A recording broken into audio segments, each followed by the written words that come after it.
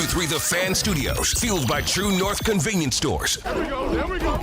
Training camp is underway, and you can hear it all right here. Again! WKRK-FM and HD1 Cleveland Heights. We are Sports Radio 92.3 The Fan. An Odyssey Sports Station.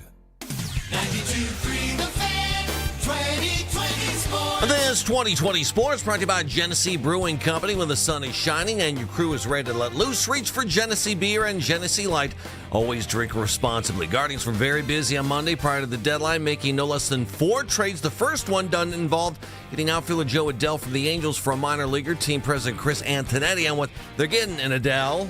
An athletic right-handed hitting outfielder with tremendous power. He's been exceptionally productive against left-handed pitching and has had pretty consistent production against right-handers as well. And we think there's an opportunity for him to be even a little bit more consistent against righties and continue the success he's had against left-handed pitching. A very good complement to our lineup. We'll be able to play probably some combination of right field and DH at bats. Adell batting .239, 16 homers, driven in 62 runs. Guardians also traded for Reds first baseman Nathaniel Lowe as they give up a minor league pitcher. Lowe, .266, 12 homers, drove in 37. Cleveland also sent Juan Brito to the Reds for some cash. Guardians also bolstered the rotation. They traded for all-star pitcher Foster Griffin from Washington. They give up 4 minor leaguers in that deal this season for the Nationals. Griffin 12-3, 3.06 ERA. This after the lefty spent the past 3 seasons in Japan. Guardians also sent down to AAA Columbus, David Fry, and Kyle Manzardo. Guardians right fielder Chase DeLauder named the American League's Rookie of the Month for July after coming back from a rib injury. DeLauder hit .298, 4 homers, drove in 14 runs. The 10 extra base hits he had last month, matching his total for May and June combined. Browns had the first practice in full pads on Monday. Training camp continued. However, receiver Casey Concepcion came down hard on his right shoulder during practice. Good news is, according to multiple reports, the rookie wideout should be fine. Injury not considered serious. We'll hear from some players today, 12 o'clock hour, and from head coach Todd Monken live, 12:50 right here on 92.3 The Fan. Can I find 92.3 The Fan on YouTube? Subscribe to our YouTube channel. Get the best content from our shows each and every weekday. That's 92.3 The Fan on YouTube. Headline sports news every 20 minutes right here on 92.3 The Fan. From the University Hospital Sports Desk, I'm Jeff Thomas. Up next time for the Ken Carman Show with Anthony Lima here on 92.3 The Fan. The Afternoon Drive. I've never been criticized at the level Shador has. So I can't necessarily say that's good or bad. I'll never be in that position. I'll never be that famous. Yeah, no, you're right about that. You'll never be that famous. I don't know that anyone in the talk radio space I'd love to see you fly one day, friend. I don't know that anyone in the talk space can be that level of famous. Look into it. What comment did you make? Am I taking crazy bills here? What comment did you make? Bills. You said, I will never be as famous as Shador Sanders. I say, I agree for 300, Alex. And you go, what? How insulting. Yes. Band of Brothers. Yes. Watch it sometime. Yes. What world am I living in? 100% you should say, no, don't say that, Nick. No, I agree. Your star is going to shine. Your assessment was right. The Afternoon Drive. Weekdays starting at 2. We are Sports Radio 92.3 The Fan. The Ken Carman Show with Anthony Lima. I'm not sure how much it impacted Zach. I think our focus was, obviously, you identified a lot of the players or a number of the players we acquired are free agents at the end of the year. So the emphasis was on trying to build the most competitive team we can for 2026, because there is uncertainty in 2027, and I'm not sure exactly what that will look like. But that wasn't a big factor in our determination. I don't think I've ever been through a camp where there hasn't been a scuffle. We got prideful guys that love to compete, love to practice. That's going to happen. I mean, it's a physical sport. You're going to have those pop up every now and then. The Ken Carman Show with Anthony Lima. I think the odds are for us to win 5.5 games.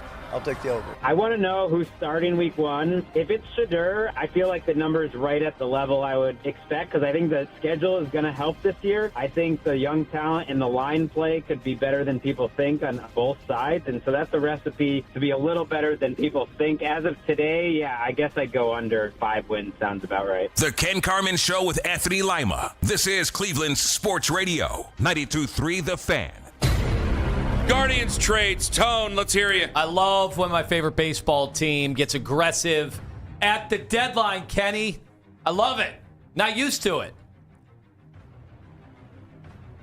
Do we do the credit thing yet or no?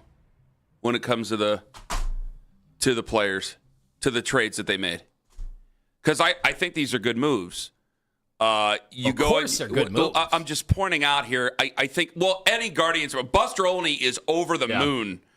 I don't know if there's anybody in the national media who's liked the Guardians more over the last 20 years than Buster Olney. Like, I think that guy may celebrate if they win the World Series at some point here in the near future. I thought that this was a surprise. I really did. I thought that this was going to. Somebody asked. I went to the game on Friday night, and as I was walking by, somebody asked me. I go, I think you should just be excited. Angel Martinez is back and Jose Ramirez is back, and those are your quote unquote additions at the trade deadline. And they didn't like the answer, and I laughed, and we laughed together because I was like, I don't like giving it to you. And then they go out and they get Foster Griffin, who is a very good starting pitcher and having a good season for a team that's not so great. No, this guy is such an insane story. Yes. Do you want to continue that? Because I want to get into these hitters, though. I mean, everybody loves talking hitters, but talk about the pitcher. Talk about the pitcher. Well, we got 4 hours to talk about these hitters. Just the fact that it set me right back into, what was it, 1999? When did they get Dave Burba? And they had a guy, because, Dave Burba. Guys not a bad pitcher, by the way. Yeah. Not bad at all. What was the term? Crafty. Crafty, because this guy came back, emerged from the Orient with 7 pitches. Is he technically a rookie? Apparently. This is crazy. He's in his 30s. He is. He's had a very nice season so far. It bolsters a group that I think that, again, they're underrated when it comes to the national perspective. I think that they're actually given sympathy by Guardians fans in so many ways because you have these outings that end up being nothing for this team because of the hitting, and that brings us to Joe Adell and Nathaniel Lowe, where Nathaniel Lowe, they're weird. It's a weird group of how they get him, because like a guy like Joe Adell, like he's not hitting the 37. Was it 37 home runs the other year? Oh, yeah. He's not. 37. I don't think you're approaching 37 ever again. But you get, I believe, a year and a half of control over him. And you have to remember where you're taking him from. You're taking him from one of the worst organizations in professional sports. It's not just one of the worst. It's not just the worst organization in baseball. It's one of the worst organizations in professional sports. And I understand that we always hone in on certain organizations, but they're the worst. And they're one of the worst in professional sports. And so you have this guy who's in this moribund franchise, who's still able to hit lefties, who's certainly better at hitting lefties. And then you have a guy like Nathaniel Lowe, who, if I'm not mistaken, does not hit the righties very well. Mm-hmm. So you will move these guys around. Depending on the neither pitcher. Are tremendous, obviously, defensively. Like Nathaniel Lowe is going to be a DH. He's fallen off the map defensively in so many ways. I understand that they've sent down Kyle Manzardo, so I might come to rue those words at some given point here. Maybe he will play. I mean, he was a Gold Glove candidate at one point in his career. Joe Adell is a guy that is not the best defensive player, but you didn't get him for his defense. You didn't get him for any of that. So you will use a lot of this, which I understand brings out the P word, and people don't like the P word, but I think that you see what the P word is platoon, and I think a lot more teams do it than we just realize. I think the hardcore baseball fan knows that that's kind of the way it is. You're playing your odds as best you can each and every night. And so you have a platoon situation, which it just sounds like we're just trying to piecemeal it together when you say that, but it's not the meaning of it. It's good thoughts, it's good baseball, and bringing both of these guys in, one for the righties, one for the lefties, especially for the lefties, a guy who hits the ball hard, a guy who obviously has more home runs than you have on your baseball team. With 16, he's going to be the leader in it. I think I'm surprised. I'm so pleasantly surprised. I give credit to everybody involved with it. Yes, that includes the ownership, and I'm sure we'll have a knockdown drag out over that at some point. But I was so surprised, elated, I think would be the word for that. That this is an upside down year because of everything going on with the offseason coming up here. And I thought they could have sat on their hands. I expected them to sit on their hands. They didn't. And I think it's a wide open American League, and I think that they can go ahead and if they gel, which is always the case, yeah, they can vie for the American League here. And I don't think I'm being over the top when I say something like that. I don't think it's just some runaway. Like it might, like if we were in the National League, maybe we wouldn't be doing that so much. Like maybe it's like, hey, you're going to play the Dodgers in the. Okay, well, there's a difference between playing the Dodgers in the NLCS and playing the Dodgers in the World Series. All right, like if I go play the Dodgers in the World Series, I lose to the Dodgers in the World Series, and one of the 3 straight opponents that they would beaten. I'm frustrated, I'm disappointed, but I'm not screaming at the rooftops at everybody over here because I don't think they're ruining baseball. I think it's everybody, and they're exploiting that. But still, it's a hell of a franchise, a juggernaut of a franchise. But we're in the American League, and our route to get through the postseason is, dare I say, easier, but I think they can certainly navigate that, and I think that this is a team that, yes, the American League is up for grabs, and they can go out and grab it, even though, yes, they are behind in the Central, and they are barely over 500. I don't give a damn. I think that they can go and get it, and I'm glad that they recognize that. Go ahead. Well, I think they also had to take notice of like what the Red Sox had been doing. The Red Sox look like the best team in baseball over the last however many months. They had completely turned their season around. Obviously, the Yankees are going to be someone in your way as well. So, like, they were pretty much dead on arrival. The roster, and we said that this week, like, other than it's baseball, we had nothing else to say about really their chances to reach a higher level come postseason because this team was not built like a team that could get to the World Series.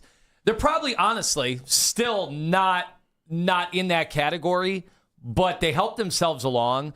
And if they get anything, I mean, this Jose Ramirez season has been just a disaster. I mean, it really has been now. Well, because of the injury. Before the injury. Yeah, I know. And so he hasn't even looked remotely like the guy that's a perennial MVP, someone who gets substantial votes for the MVP. Like he's in that conversation every year, and he won't get any this year. That's how bad he's been. So they need him to come along, but you're right. Every year we're used to saying, hey, guys that are injured, we're getting them at the deadline. That's a big deal. And then fans would roll their eyes. And yeah, we'd still jump on board for the stretch run and get excited and try to take advantage as best we could of either a down division or a down set of circumstances in the American League. They basically gave up nothing. I mean, this is how additive this was compared to where your roster was, is that they made these moves. They added 3 players, and you gave up, somebody who was, I think at one point, a top 15 prospect who had kind of fallen out of it in Cozart, and that's it. Like, what else did you really give up to add these players who, for sure, are going to be able to help you down the stretch here, and more pop when it comes to the plate, and then you add a pitcher who's, I told you, his story is so insane that Crafty doesn't even begin to explain it, and then out of nowhere, that obviously to get him where they are, they're selling high. Who cares? I mean, who cares? He's gonna be a free agent anyway. This is awesome because it gives you the chance with your already pretty good rotation to now maybe bounce. I don't know what you think is going to happen, but Saccone gets probably bounced to the bullpen. Yeah, because I mean Cantillo. I just have so much respect for him. He's probably one of my favorite Guardians some way, somehow. I understand that that's going to make some people go, what? I just think that he could be some people took this the wrong way. He's an innings eater. I think I can count on him, and it's not one of the top 3 guys that you think of. It's like, all right, we're going to, no, he is a 4th guy in this rotation, but he's fabulous, and he probably becomes the 5th guy. But you'd be nervous. He does become the 5th guy with Foster Griffin. In an ALDS, you'd be nervous on that day when you're getting ready to trot him out there, comparatively speaking, when we're talking about trying to make a legitimate run. And Cantillo's going tonight for, I believe. Okay. Against the Mets. Sure, Francisco did not get traded. So I think this is going to be really exciting. Compare this to, some of the moves they made in 2016 and 2017. This isn't Andrew Miller, but this is kind of a different kind of all-in approach that they went in. I think it's super exciting. Probably because, let's be honest, we had no expectations. I did not think they were going to do much at all. In fact, I thought that first move was going to be it, and that was going to be it for the day. Because I really thought... See, now... All right, you're going to have to help me on this. because I woke up this morning 3:20, and social media is social media. Which social media reactions are brought to you by Kayla. Scheiben Jewelers, Cleveland's premier jewelry store. 6:14 and 43 seconds for those scoring at home. I am so surprised that I might be overdoing it a little bit. I'll admit my emotions and my foibles here. Because I said I go credit where it's due. And you have an owner who I understand is not the most popular figure in town, but he has empowered his organization to make moves. And I understand it's not adding a ton to the payroll, but it's still where you hit the green light and you allowed your front office to make moves on this. And I had a back and forth with some because I'm like, well, wait a minute. Like, Luis Castillo got traded, and they put $40 million extra because he just got signed to that contract with the Mariners. He got traded to the White Sox. Yep. So would we rather get the better pitcher and pay less, or do we just want to pay more just so we look better on the payroll? Like, that, to me, it doesn't compute because I have to argue that against myself, Tone, because yesterday I told you during the show, they're in a tough spot where, yeah, I think it's a well-run franchise. We all get that. I think they try to do their best, but I think for a frustrated Guardians fan, a Guardians fan first, it's like, when are you going to really step over the line and do this? Is this just something where we're waiting for David Blitzer? And then, of course, you and I have always said, well, you always got to be careful what you wish for. He could always just come in here with his people and just run it like a business. And hopefully, like, okay, let's keep ourselves out of it. But, I mean, we saw some of the stuff that went on with LeBron James, so maybe he would be very involved here. So it is a weird thing where I have to let the dust settle before I really stand strong with one thing or another.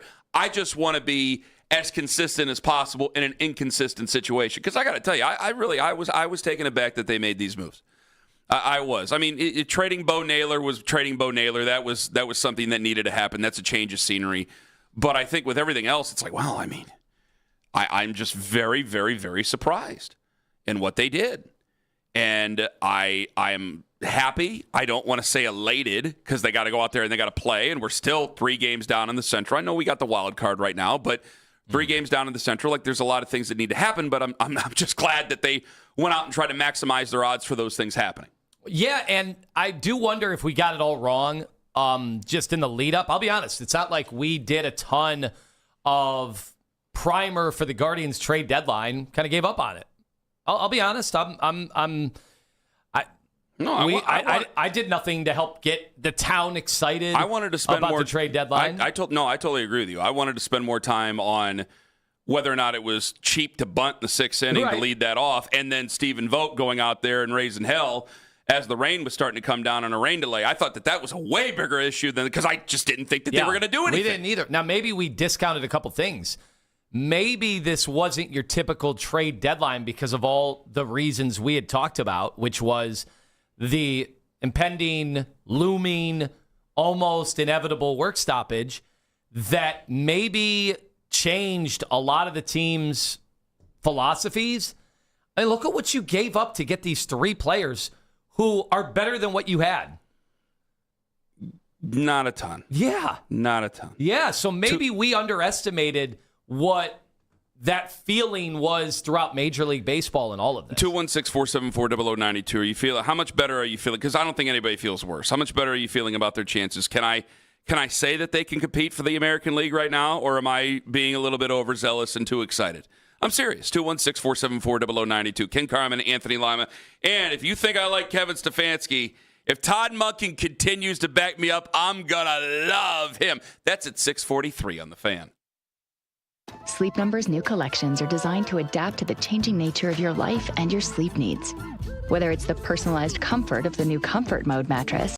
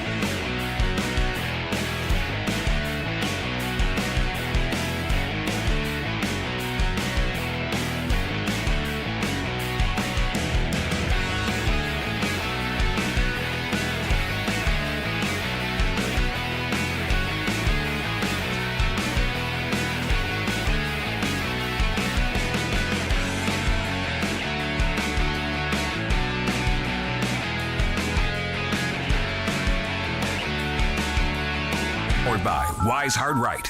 We make it right. Call Kyle Wright. Multitask this summer with your smart speaker. Crank up the Cleveland sports scene when you say play 92.3 The Fan.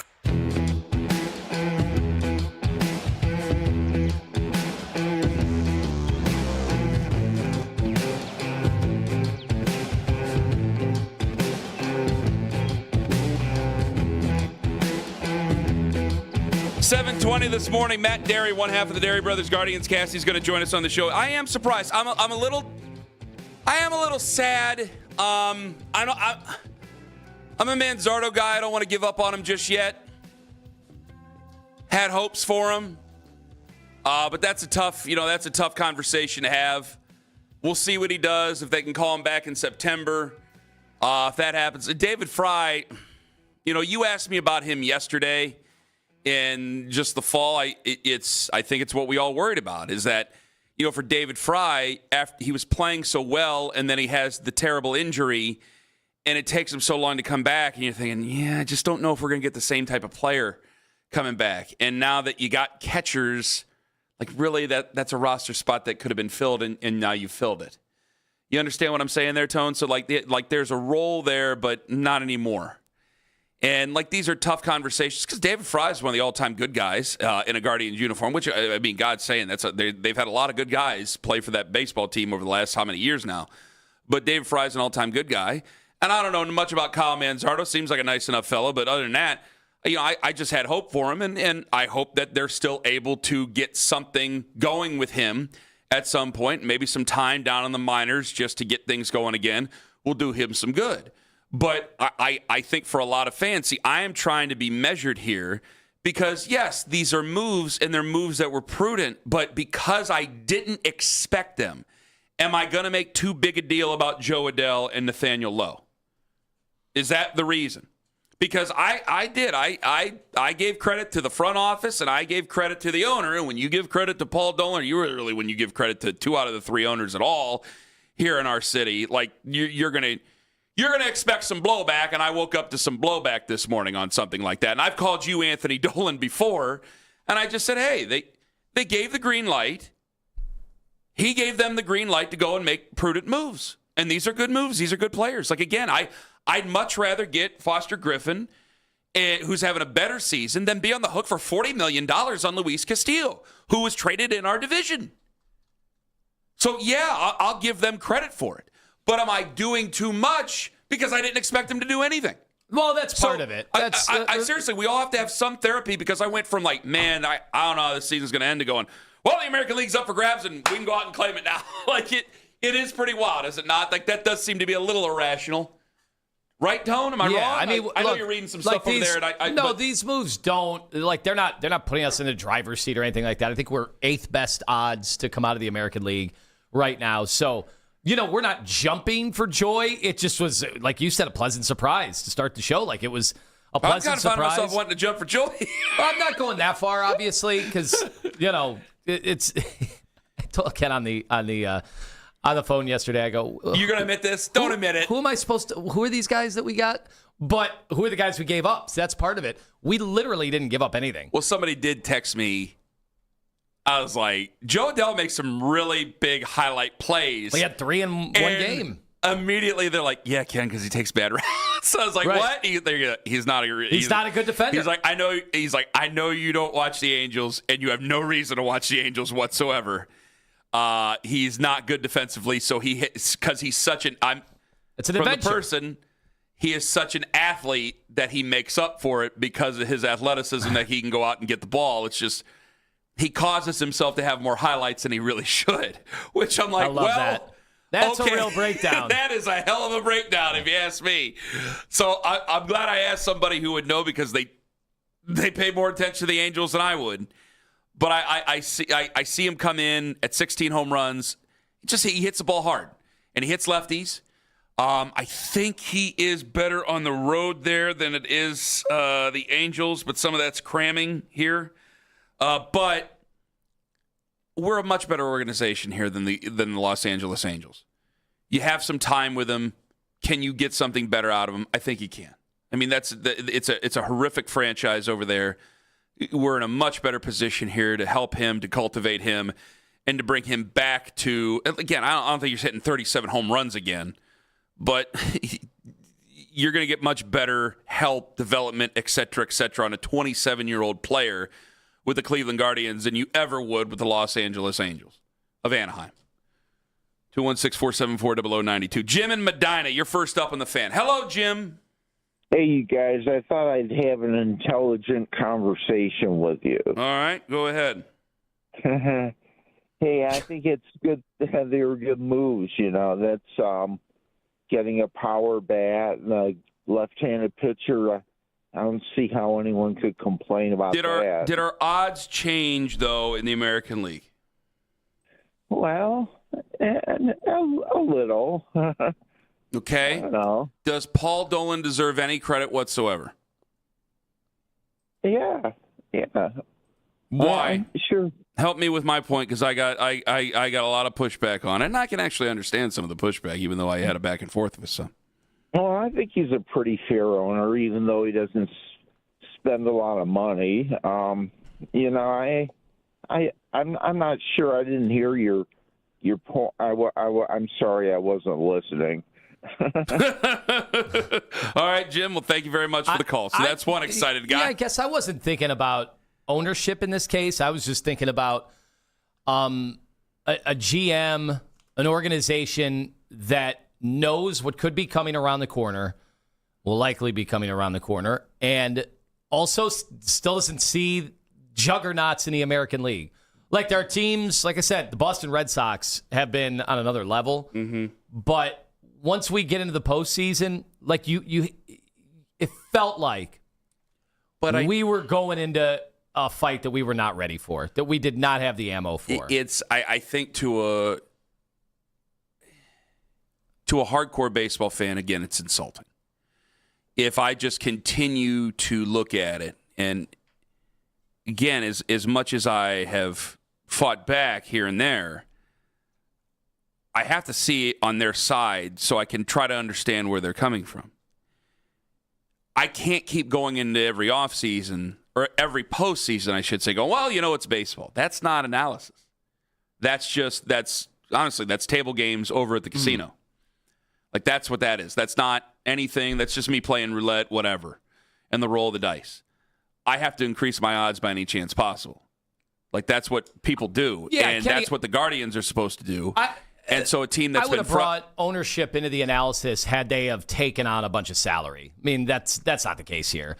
So again, Adele's got 1 year left, and then arbitration, and then Griffin is a free agent at the end of the year. It's not like they took on $40 million in new salary. Then I'd be like, that's awesome. That's ownership. In that same vein, like, I look at it and I have to see the terribly extreme examples. Like, the Mets are terrible, and they spend money like crazy. And more than some countries that are developed, for crying out loud, they're spending that much in payroll. There are our fans. It's unbelievable. Our fans have been spoiled with the playoff appearances. This year, they're going for 8 and 11 years. That I do think there's a contingent that if you just told them, we get to switch with the Mets, meaning we're going to be in every free agency conversation. We are going to bring in stars, even if they might either be on the decline or whatever. You're going to get big names. That I think there are fans of this town that would trade places with the Mets tomorrow. I think that's wrong. And bet I on. think that's of course wrong. It's wrong, because the Mets are not as good as the Guardians, and our front office is way better. But they would trade it because they feel like that's more hopeful. That if those teams, if it ever hits, if it all clicks together, that's a team that has a better chance to win the World Series. I wish I could tell any of those people that I just think they're wrong. And then when that fails 1 year, they have hope the next year that they'll just get other free agents. You're hoping that you can buy your way out of the problems that you have, that you could spend the way. So that is the one thing that they have. And it's like, well, I guess you just weren't born the right fan then. You weren't born in the right area of the country. You should have been born a Mets fan. I guess there's free will. You're a sentient being. You can go be a Mets fan. Well, now I sound like somebody else here on the Fan using these words. You can go right on ahead and go be a Mets fan if you really want to. But I just couldn't believe rooting for a team that's spending $700 million on one player that doesn't even seem to be happy there, having that type of payroll, seeing them at right now, because I had to go look it up, 47-66 in that division, and then turn right around and then probably be a Jets fan going into the fall. Like that, you want to talk about hell. Like that's something. I see, when I look at their situation, I go, okay, I see why Tone gets very defensive over the Cavaliers. But when you're spending so much money and it is an uncapped situation, I think that what you're saying is that there's hope. Where for us, it's like, hey, you got to be very careful because the moves that you make, if they don't pan out, you pay the fiddler for that for years. Like Junior Caminero, if we were the Mets, you don't care. You can go get somebody else. But we're the Guardians, and every home run he hits, somebody's sending it to us. Everything he does well, somebody's lamenting over that move because you don't have the wiggle room as some of the other ones. Now, they've done well, but what more are you going to do? So I'm willing to meet a person who's been pretty bitter about the Guardians. As much as it doesn't seem that way, I'm willing to meet them halfway. Because, again, just yesterday, when I didn't think that they were going to make a move here, I was like, man, if you're to talk to a person who's like, hey, I kind of like the Browns, I'm a football fan casually, but I'm really a baseball fan, and they're really pissed off at the Guardians, how can I go and tell them that, oh, yeah, everything's going to be fine? Why? Because you roll the dice in the postseason? The Dodgers didn't leave it to a postseason roll of the dice, and you could say, well, the Dodgers are in a major market. Yes, they are. And that's the first thing I would say. But then you look at some of the moves that have been made to make the Dodgers the Dodgers. We brought this up just yesterday.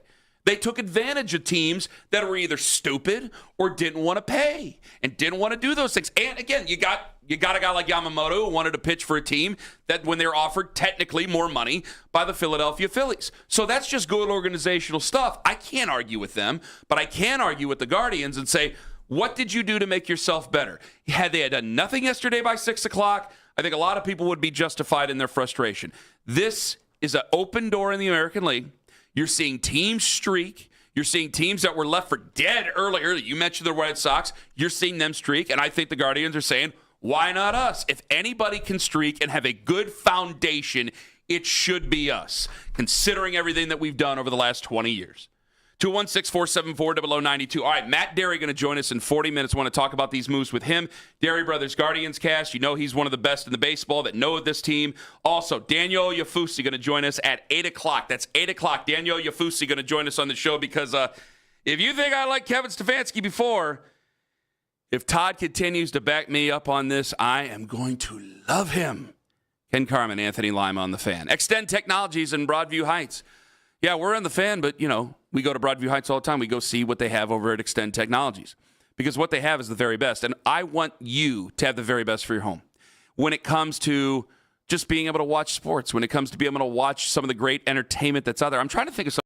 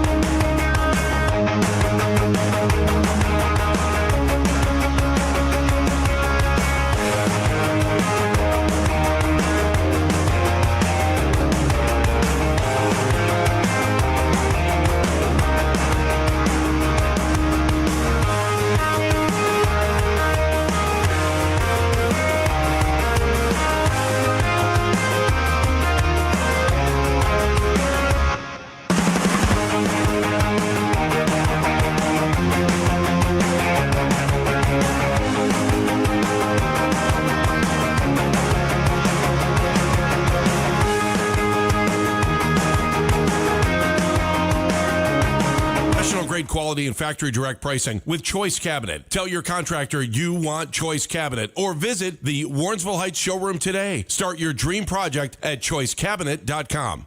Get your routine right during training camp. Listen to the pressers and hear from the players while you work. Baskin and Phelps. Weekday mornings starting at 10. 92.3 The Fan.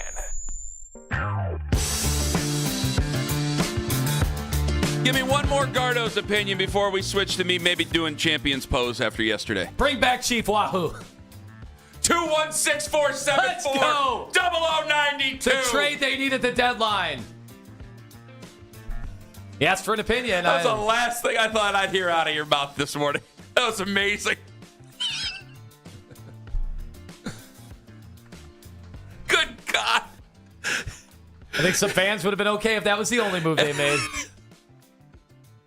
Would you rather have Foster Griffin or would you rather... No, Evan and Lyndhurst. Evan, good morning.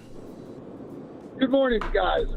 First thing, I'd like to give Paul Dolan and the Dolans a little bit of credit. This could be their last year owning the team, and they want to go for it. Even though they were losing, they made some moves. I appreciate that. Did you get that feeling, too, where I'm like, man, they traded for that many guys? I go, I didn't think they'd do it. They needed at least 2 bats and 2 pitchers. It was like, well, there's no way they're going to do that, and then they did that. So, but the reason why people aren't super excited is because we're not playing well. Last year, we could lose for a month. I remember turning on a game after a Browns loss, and it was just magic. All the way to that last Sunday when I'm in Little Italy eating meatballs, and we're coming back against the Rangers after we've already won the division. That you can't trade for. So don't tell me the odds. Show me on the field. I'll hang up and listen. All right, Evan, thank you very much for the call. Rack 'em. Did you hear that? That was quick and to the point. He moved on. In and out. No, but the reason I think I'm so elated is that I just don't think they're going quietly into the night. They're not just settling in bed and pulling up the covers and going to sleep. Like, you're bringing in guys who Joe Adell is going to help with the lefties. Nathaniel Lowe is going to help with the righties. Foster Griffin is going to help out an already dynamite rotation. At least the top 4 guys, I give Joey Cantil a lot of credit. I think you have a great rotation. I mean, this is going to be helpful. And in the AL Central, yeah, it's become old hat to win the AL Central. But in the American League, I think it helps out tremendously. We'll get more to this coming up with Matt Derry coming up at 7:20 this morning. I promise you that. And we'll continue to cover it throughout the morning here because these are big trades here. And I'm sad to see, Carman Zardo, hopefully he can get back to some sort of form and get himself fixed in the minors. David Fry, that might be the end of it, and we'll see. I wanted to play this. So yesterday, we all step in it at some point. Apparently, I stepped in it. I'm not apologizing for a damn thing, though. Like, I remember that time you tricked me.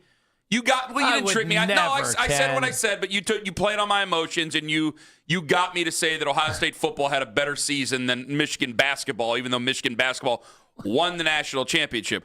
Which, by the way, everybody, was a dumbass thing to say at that point in time, and I immediately wanted to put the words back in my mouth.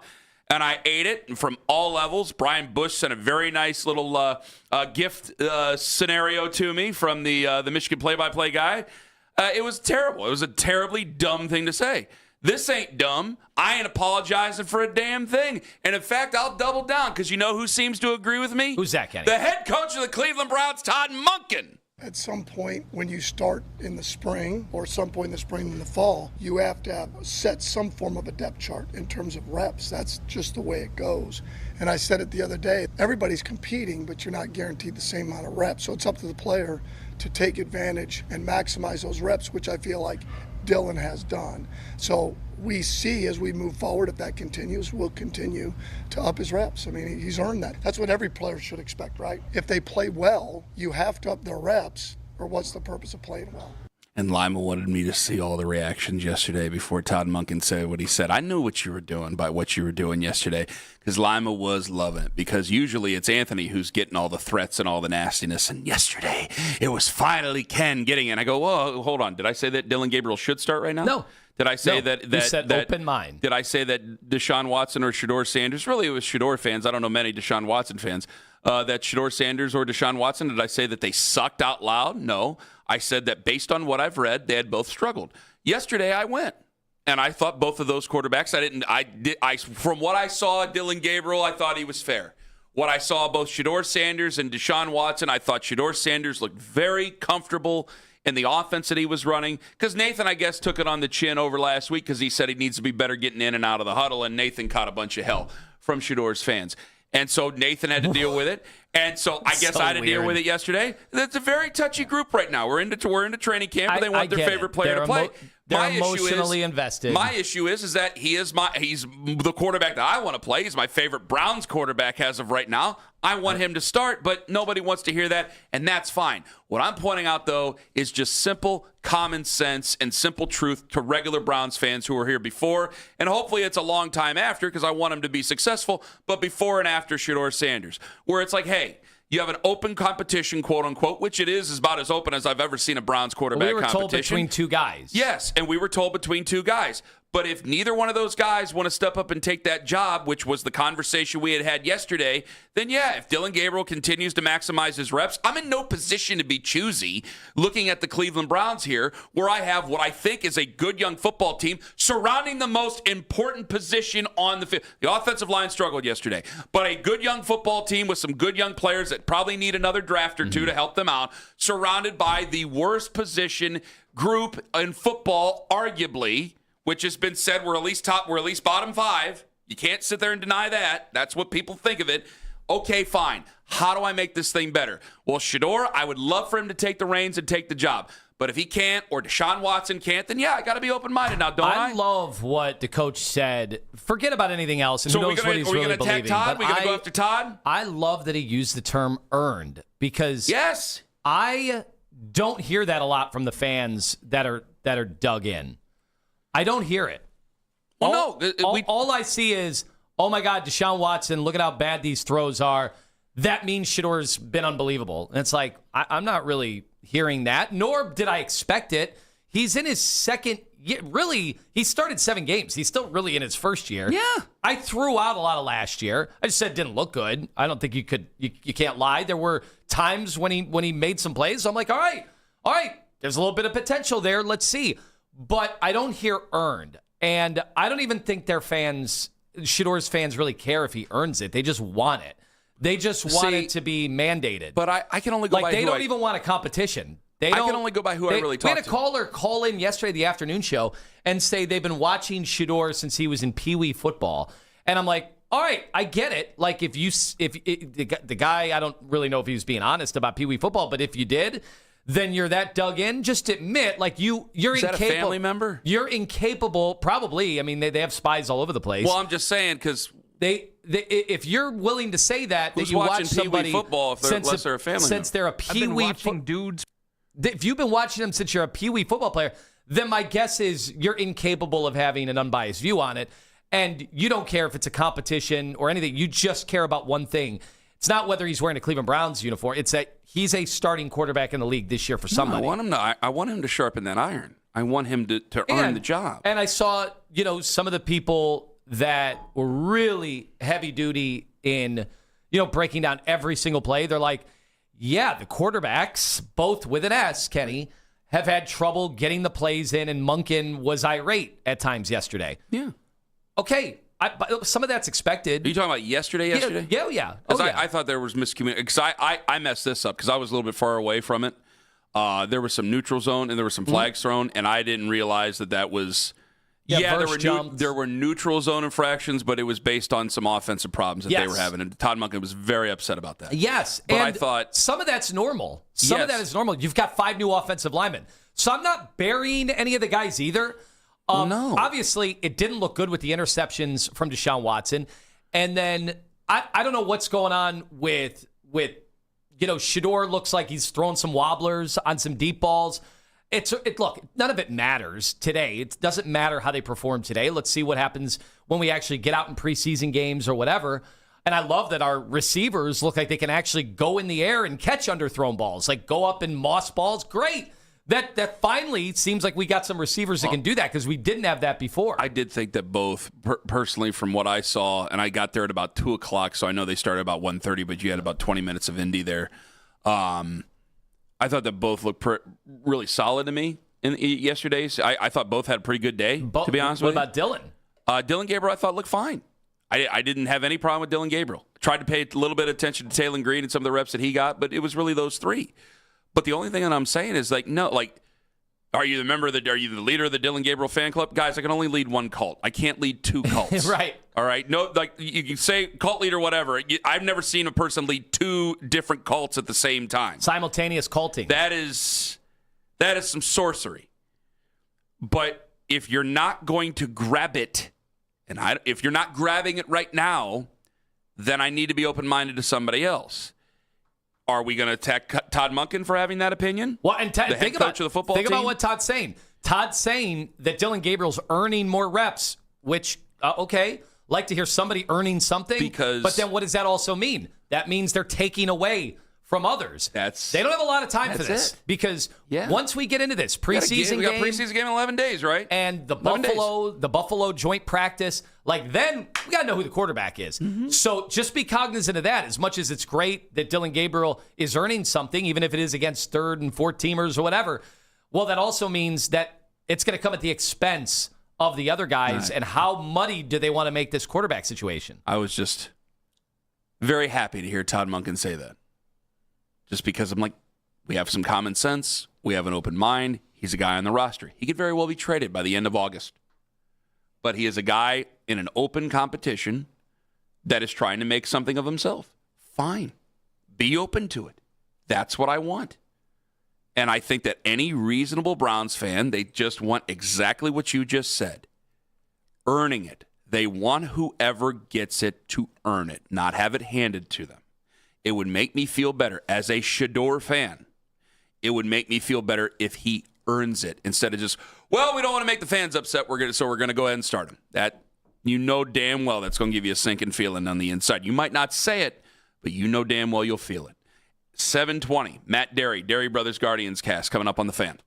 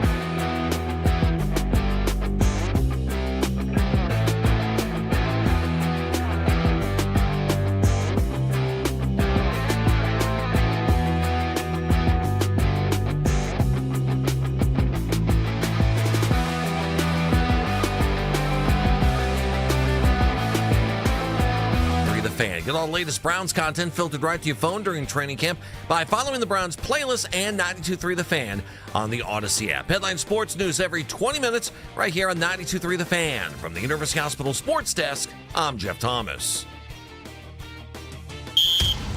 All the hits, grunts, strains, and sprains. Training camp coverage like nobody else. The Afternoon Drive. Weekdays starting at 2. 92.3 The Fan.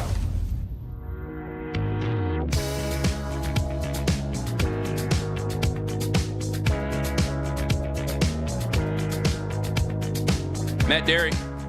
Derry Brothers Guardians cast 720 this morning. Guardians made trades. We like them.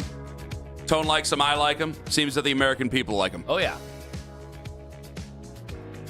Buster Olney, did he really turn right around, or he likes basically a lot of the things that the Guardians do. Most, I would say 90%. Did he really put us number one in his new power rankings?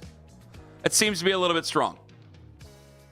But, I mean, the American League is open, and I think that they can vie for the American League with these moves. Better team today than they were yesterday, Kenny. Well, I'd certainly hope so after these moves. I would certainly hope that. So Matt Derry going to join us at 7:20. About last night, 7:45. Lake Erie Crushers contest. We have the tickets to give away coming up at 8. Daniel Yafusi joining us today. It's a packed hour, folks. Also, 10:30 this morning, the WNBA is going to announce the new Cleveland team name. Yeah. However, there was a video that seems to maybe have given it away, John had told us. Well, it's all sorts of teasers that have been out there, and some people are wondering if they gave away the name, they gave away the colors, but it's inspired a bunch of social media reaction, which is what the kids love these days. What is the name that you want? Because you can't, if it really is the Sirens, and you say you like the Sirens the most, I'm not going to accuse you of just liking the team name that they're picking. Yeah. Okay. I always if you like the Sirens more than anything, like of the names that they brought up, like Waves was in there. I'm like, I don't like the Cleveland Waves. I always just thought they would go back to the Rockers, but obviously that seems to have been ruled out. Kind of glad they're not. Okay. Can I say that? I figured that Rockers seemed to be common sense, and just the more time that passed, it's just like, do you really want to bring back a franchise that had to move in a couple years? Like, do you want to bring back, like, if we were going to get a new... So you didn't want the Browns to be the name when they came back in 99? It was the same franchise, buddy. Don't even start that. I know what you're doing. Don't do it. I'm just trying to get it straight. I'm sorry. Did they not have 60 years of history before they moved? Sure. Okay. Yeah. So I think it's a little bit different than a team that's here was for what, 2 years? Was it 2 years? The Cleveland Rockers existed for 2 seasons or 3? Was it 3? How many? That's all they were here Wasn't for. that many? Was not that many years. I thought Daryl had the tweet that the Sirens, the Novas, the Riveters, the Crown. They were here for 6 years. The Founders, the Racers, and the Breakers. Yeah. They were there for a while. I thought they were only here for like 2 or 3 years. They were here for a while. So you still had to move that team. Mm-hmm. I thought it was like 2 or 3 years. It was like 6 or 7. I'm fine with the Breakers. That makes me think of the Orlando Breakers. The Breakers sound like a highfalutin resort. Yeah. Are you guys disappointed they didn't try to do like a Cavs kind of tie-in the way the Storm and the Sparks kind of have? Well, I wondered if they would have the same colors. The issue is the Cavs have changed their colors so much that I don't even know what are the Cavs sticking with white and gold from here on out. They can have their own identity. They have the tools, they have the money, they can have their own identity. We don't need to make them the lady Cavs or anything like that. They can be their own identity, their own team. But I saw Daryl's retweet where it said 8-4-26, hear the call. Well, that's the siren call. Yeah, and what you've seen... Oddly enough, from the Odyssey, if I'm not mistaken. Around Northeast Ohio, they've had these installations where they are kind of teasing the announcement. So they always do a really good job with this stuff. So it seems like everything's pointing to the Sirens. You know what I would prefer. I'd prefer the Bulldogs. I've been trying to get the Bulldogs to come back, given the lineage. You name a women's basketball team, the Bulldogs. Hey, listen, I can't get it for the football team, so got to get it somewhere. Where on earth does the Bulldogs fit within the naming scheme of the WNBA in general? It'd probably be a little... Is it close to Valkyries? Yeah, probably be pretty odd. Is it close to New York Liberty? Well, when they say I want that dog in them, is it close to the LA Sparks? That's not gender specific. You want both the women competing at a high level and you want the men competing at a high level. The Chicago Sky and the Cleveland Bulldogs doesn't necessarily roll right off the tongue. Now you didn't the like Chicago Sky taking on the Cleveland Sirens. Now we're on to something now here. You didn't like you have to have a uniform thing. You can't just it just sounds like I'm eating a dinner when I say Cleveland Bulldogs. And you didn't like the crown. No, I hated it. The Cleveland crown. I hated it. Going with some real alliteration. Yeah, I didn't like that. I thought that kind of fit. Yeah, but what if they don't win a championship? Then what crown do they have? I mean, that just leads you to a bunch of jokes. Well, it's a nobility thing. What's noble about not winning a championship? No, the crown. The thought of what about us? These queens playing for an opportunity to win the championship. Oh, see, I'm like, what? Like we have Squires Castle here. Yeah. What tells us about they nobility play the games there in Northeast Ohio? What is the tie-in to nobility in Northeast Ohio other than Squires Castle? Well, there is none. No, you do it. You do a bunch of tie-ins like this is our fortress. This is the castle. This is what we're playing for. I mean, it's Didn't sports. the Sirens have an island? Oh yeah. Okay, well then we play on the island. Okay. Can people get to the island? Yeah. I mean, technically it's on mainland here. I mean, it's over at Rocket Mortgage Arena. They play the games on Whiskey Island. Joe and Avon. Wait a minute. What the hell am I saying? I didn't want to go to Joe and Avon. Is it really an island? 216-474-0092. Well, okay. We'll find out coming up at 10:30 this morning because I thought we had somebody in on the names. All right, 7:20. We got Matt Derry. I'm sure I'll get massacred online again. My issue with what happened yesterday, if I can just say this, my issue with what happened yesterday is part of what I've been critical of you for, and I just don't want. Guys, I don't know how long Shedor's going to last. If he goes out there and he's great, this will be great. But I just can't have, and I know it bothers you that I don't read those mentions, and I just immediately move on with my day, and I really try not to interact. Like I interacted with one person yesterday, and that's about it when it comes to this. Because it is not my way. I love to interact with people. But I like to interact with either real Browns fans or folks who have common sense or folks I want to have fun with. Like, if you heard what I said yesterday about Dylan Gabriel getting a chance in an open quarterback competition, and then Todd Monken backed me up on that, thank goodness. But if there was a problem with that and you called me every name in the book, I can't help you. I can't broadcast to that person because it's narrowcasting. Because to me, we've done a lot, and I'm sure I'm guilty of it too. We've done a lot of doing shows for Twitter people. And I don't think that's the right way to do it. I think we talk to Browns fans, we talk to Cleveland sports fans, we talk to people with common sense. And they get to make fun of us when we say something that's nonsensical. And to some people with common sense, even giving Dylan Gabriel any chance, any air whatsoever is not common sense. Fair. You don't like him. It was a bad pick, bad third-round draft choice. It seems by a head coach that's no longer here, and we want to move on. That's fine. But the only thing I pointed out is that I think Todd Monken should have an open mind, and Todd Monken backed me up on that yesterday in his press conference. So I'm going to do a champion's pose on that because I can't live or have the time for people who don't want to see any common sense and who just want me to say nice things about Shedeur at all times and never, ever, ever, ever, ever question that there could be another possibility for this football team. It's not going to happen. I care about the Browns first. If Shedeur ends up being the franchise quarterback for this football team, I think anybody who's listened for more than a day would know that I would like that to happen. But I want the Browns to do well. Yeah, but you and I it's are a little not just different about one player. From the crazy ravenous fans that are dug in because we. But I think at times you've given them too much air. We love the term earned, and they don't care if it's earned. They don't care because they're not really looking for anyone's best interests as the football team. They just have anointed Shedeur because they've watched him since Pee Wee football. Like that's not a real opinion. If somebody who's not his family member has been watching him since Pee Wee football, like watching, I don't think I want to have a conversation with that guy.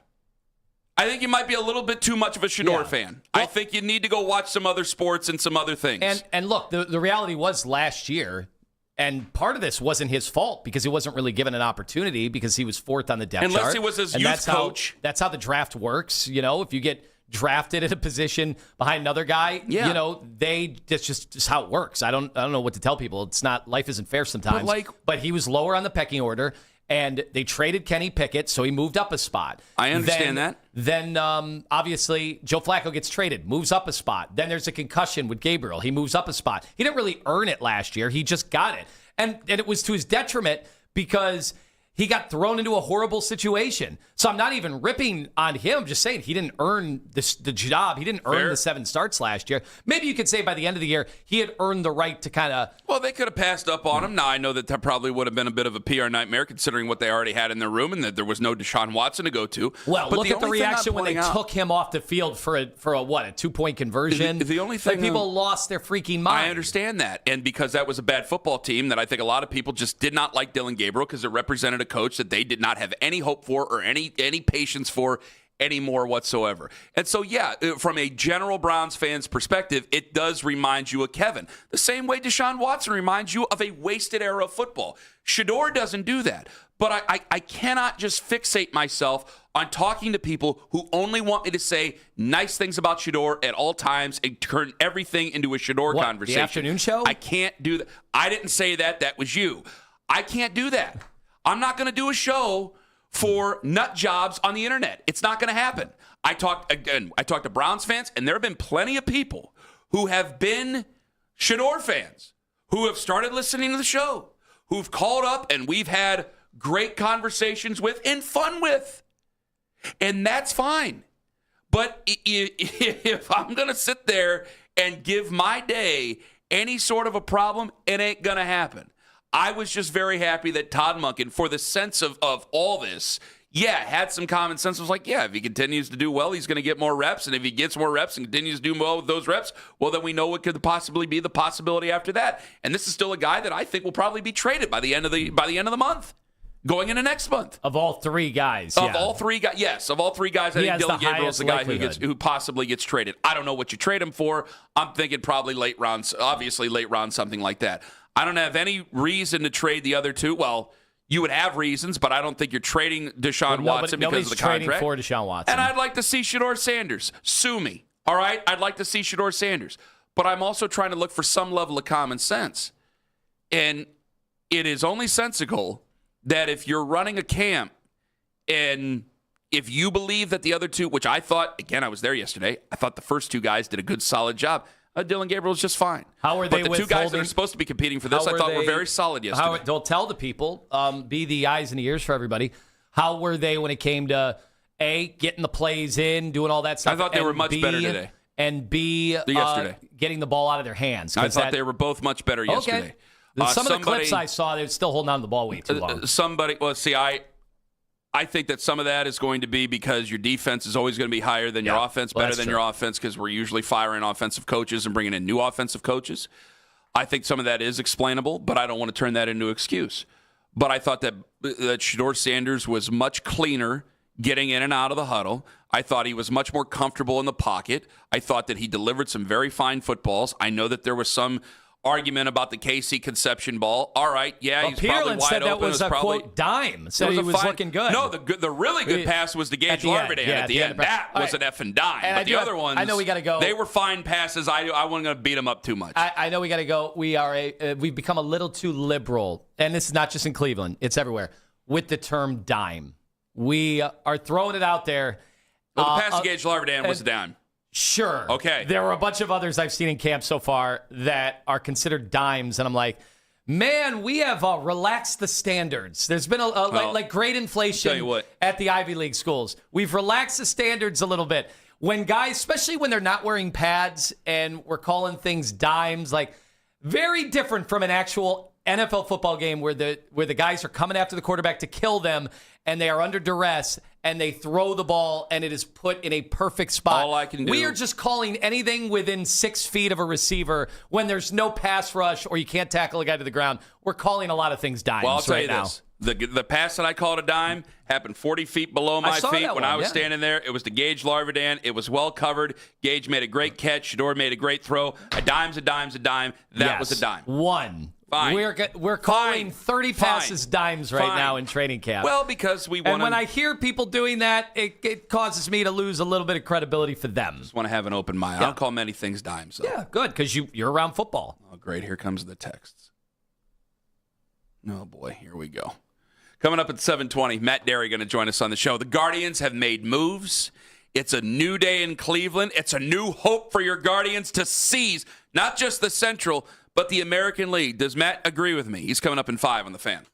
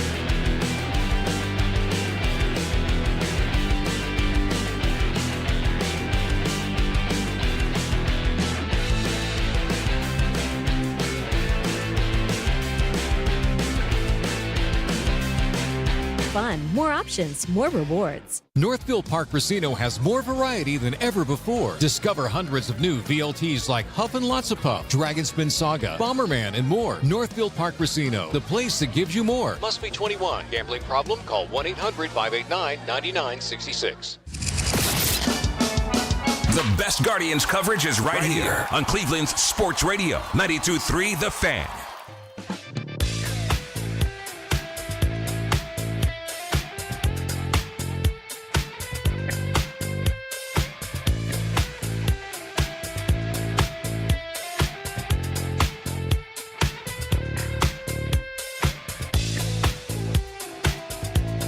Daniel Yafusi going to join us on the show. Also, about last night coming up at 7:45, but the Guardians have made moves.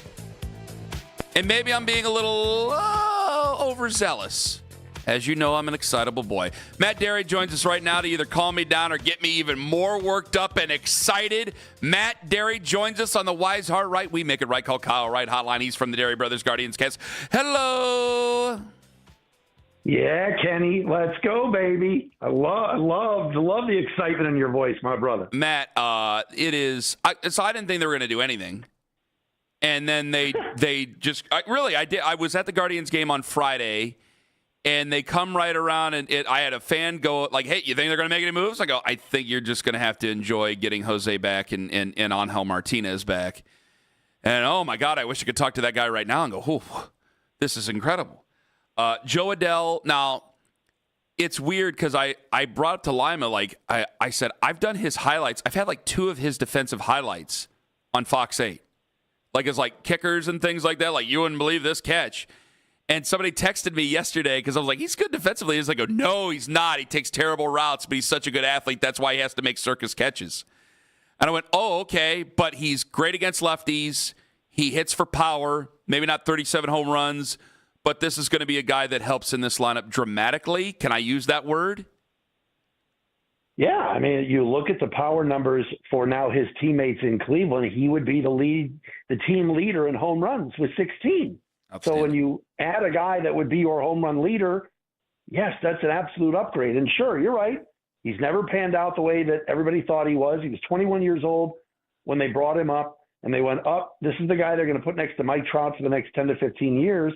And obviously now in 2026, he's gone from L.A. So great year last year, like you said, but just has never panned out to the player that they thought he'd be in terms of a 5-tool guy that can run, play defense, hit for power, hit for average.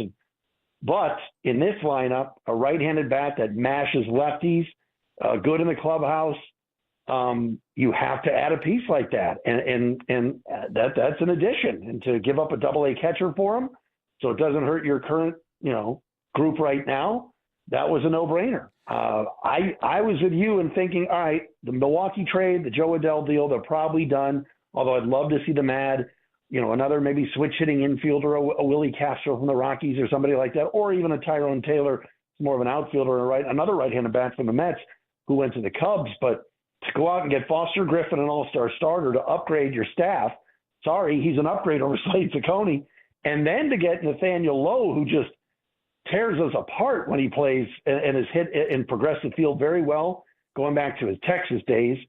I love what they did yesterday. I have 2 follow-up questions on that, and then I will turn away and lay out for Tone here because I don't want to just dominate this for crying out loud. I'm just very excited. I know that he's hit better on the road than he has at home. I know that he's not been very good against righties, if I'm not mistaken. Talking about Joe Adell here, Matt Derry. First question, can I assume that the Angels are one of the worst organizations in professional sports? The Guardians are a very good organization. Can I assume that they're going to be able to make him better in those categories?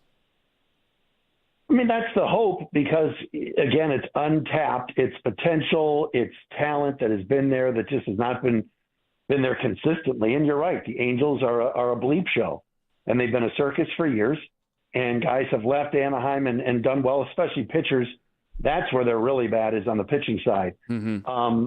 Look, I'm not sitting here telling you that Grant Fink is some great hitting coach here that's going to wave his magic wand. I mean, the Guardians' numbers this year offensively are actually worse than last year. But with that being said, yes, change of scenery, a defined role of, hey, listen, here's when you're going to play, here's when you're not going to play. being a part of a team right now that's going for it, which he's never really been a part of, I think hopefully should help him 100%. And I'm excited to see it. So he's got one more year with arbitration, and then he's an undrafted free agent. So let's pretend like we're not going to have a big, long lockout here, all right? Could we find ourselves in a scenario, say he does well, is this like, he's only 27. Could this be like the first one where David Blitzer gets involved and be like, let's work something out here long term? Or am I being a little bit presumptuous there? I think they want to see how he does, Kenny, first before they decide, yes, this is a guy that we want to keep long term. The Angels obviously didn't want to keep him long term and made that move. He's got to prove that he can be more consistent at the plate and, like you said, can hit right-handed pitching. So I would pause that, but yes, that's the hope, is that you pick up a player that could come in and help you. And, oh, by the way, hits from the right side, because as we know, no Guardians hit from the right side. I mean, the two guys we're excited about in the future, Bazana, DeLauder, hit left-handed. The next group of guys we're excited about their future, Ralphie Velasquez, hits from the left side. Cooper Engel, if he ever comes up again, hits from the left side. So it's all left-handed hitters. This is a right-handed bat that you're excited about. So the hope is, yes, we get to that point where he's part of the future. Yeah, absolutely.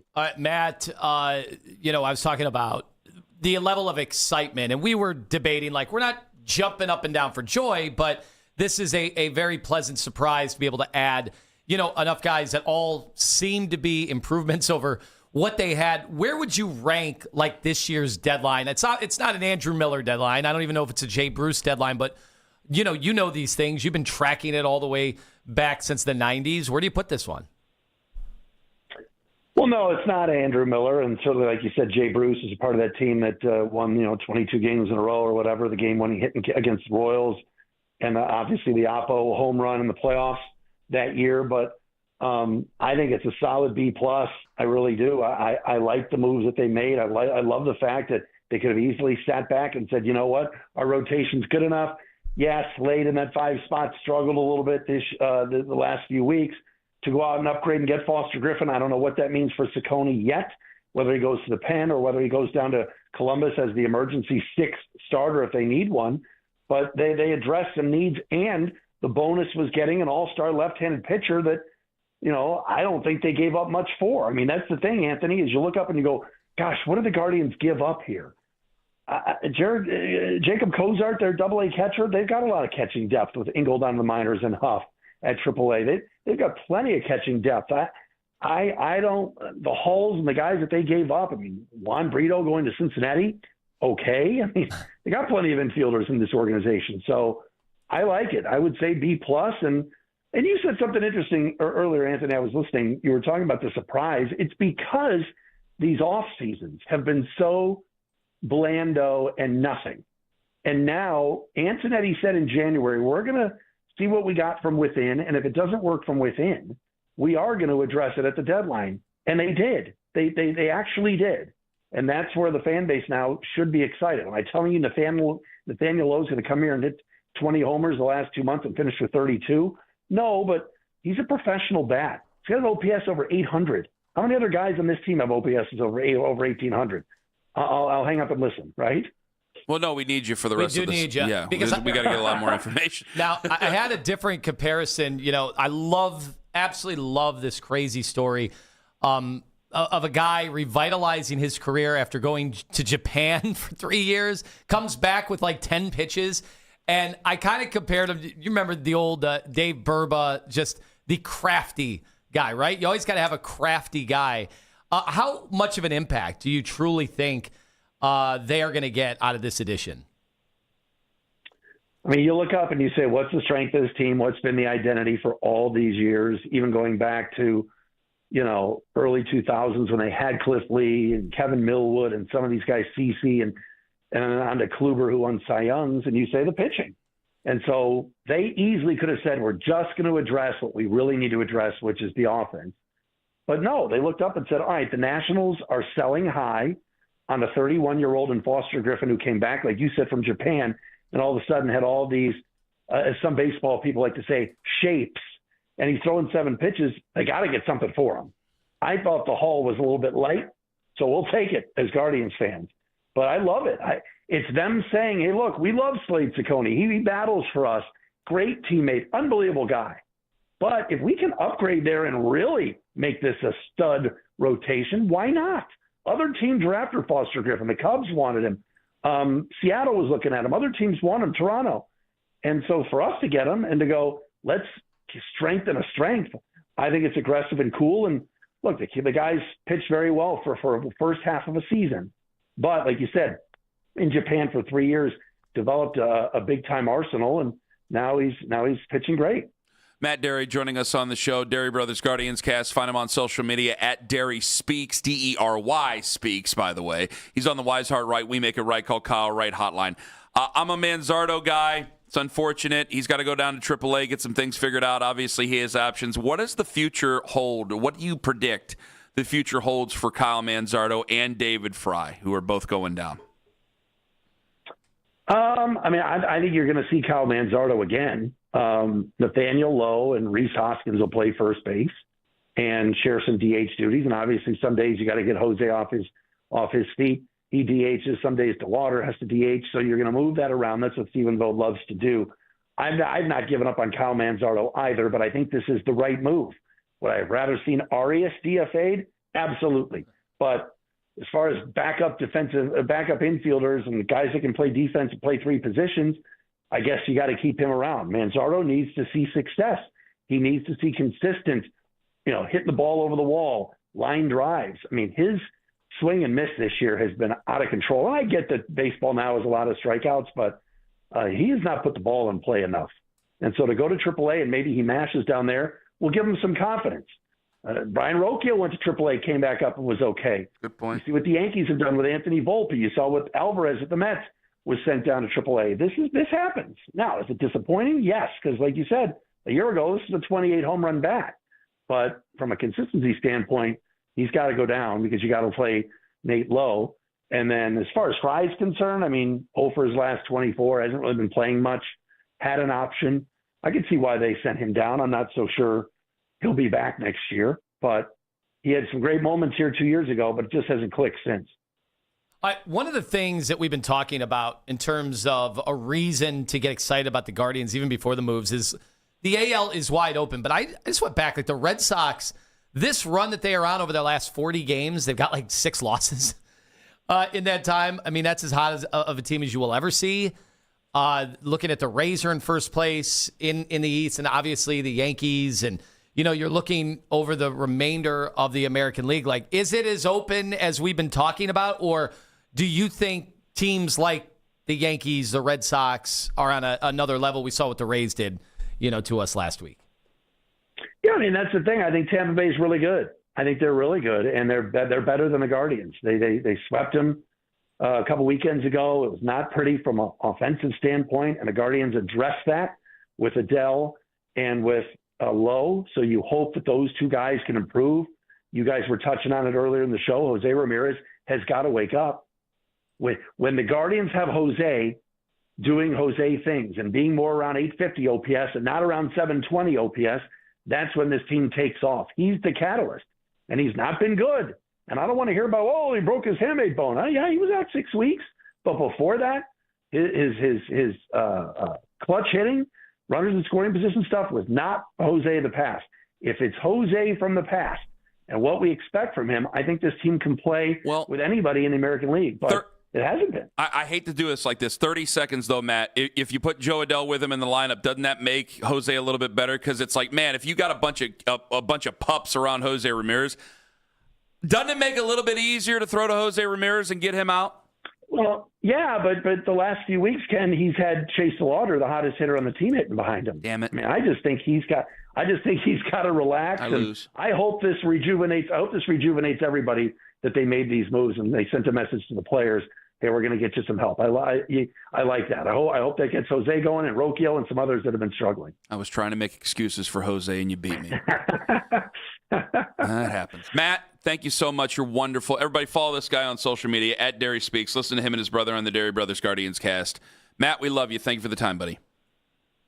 Love you too, guys. Matt Derry on the Wise Heart Right, We Make It Right, call Kyle Right hotline. All right, we're not going back-to-back belly-to-belly. Daniel Yafusi going to join us coming up at 8 o'clock when I ask him about the QB race as well as other races, the offensive line. Is he already concerned about that offensive line as they try to gel and get together for 2026? But coming up in 5 minutes, the Guardians made major moves at the deadline. You have national writers who are excited about them, and certain future Hall of Fame quarterback breathed a new life into the Diana Rossini saga. That's in 5 and about last night on The Fan.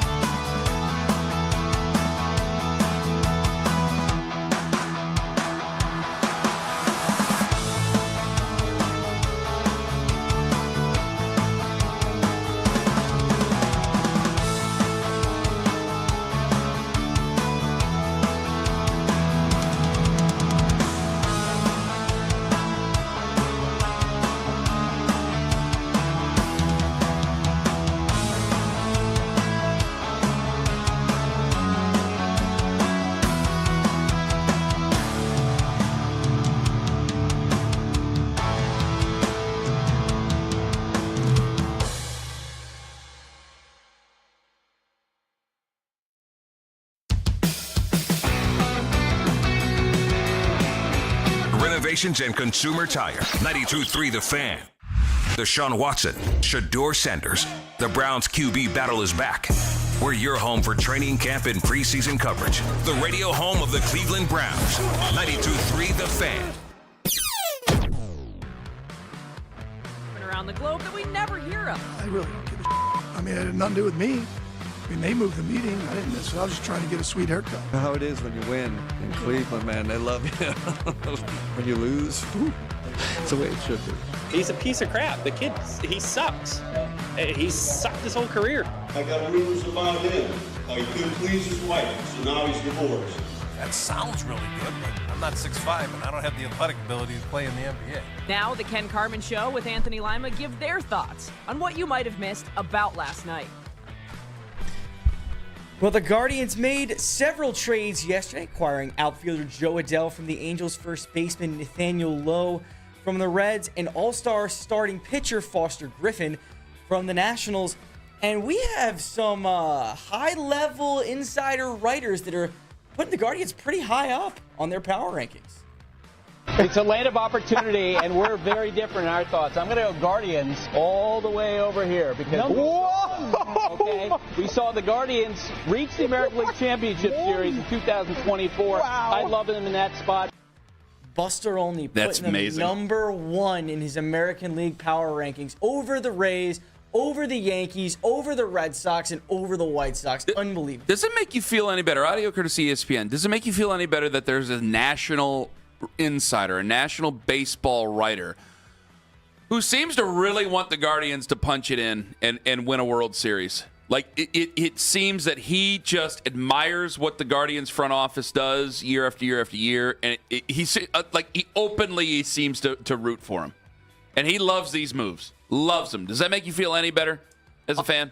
Yeah, well, look, this organization has a ton of respect around baseball. I know there are people in this town that don't talk about the team in that way because of the spending situation, but those guys who know the league and understand, how many teams are kind of in the same boat, like they all are quick to give credit to a team like the Guardians. And then this year, especially, listen to the voices in that clip. He is Paul Dolan's Walter Cronkite. You're right. Like if Paul Dolan is watching the news one day and Buster Olney is just berating the Guardians, if we've lost Olney, we've lost them all.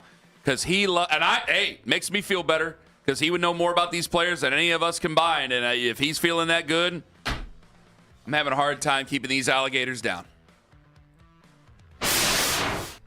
It was announced yesterday that the Browns' new stadium in Brook Park will have turf. Now, Lima, you said that you didn't really know why people thought it would be grass anyway, and I did some research here, a little bit of private eye detective work. Of the 10 indoor stadiums in the NFL, State Farm Stadium, where the Cardinals play, is the only one that uses a version of natural grass. Now we know that's because they wheel it outside and they have the sun come out and they have it watered and whatever. That's the only reason it does that. So that's what they're going to have to do to us when we're really old. We're going to need loved ones to wheel us outside. Put us in the sun? Get us some sun. Now go back in, guys. I think one of us is going to get to that level. I don't know if the other one's going to see it. I just thought, John, that this was going to be the case all along. I had never heard anything about us having real grass. Yeah, I heard it, and I'm still disappointed. I like real grass. I think it's safer. These are major athletes. Okay, well, you care about that. I care about how it looks. And what killed me years ago when they had some really bad weather down in Columbus at the Horseshoe, and that's it. They had flooding. And it wasn't like they had a ton of it. It would just happen one year. And they're like, that's it for the grass at the Horseshoe. An excuse. And I know this is not top priority, but I will forever miss the fact that the marching band would stomp out Ohio in Script, Ohio, and then you'd see it the whole first quarter. It would still be there worn into the grass. It's gotten to the point where... That's what I care about. I understand high schools have to do it. I get they've shown me the books. Fine. You play you don't have a lot of space in some places. You play multiple sports. I get it. But, when it comes to, big time, Notre Dame Stadium should have grass. Yeah.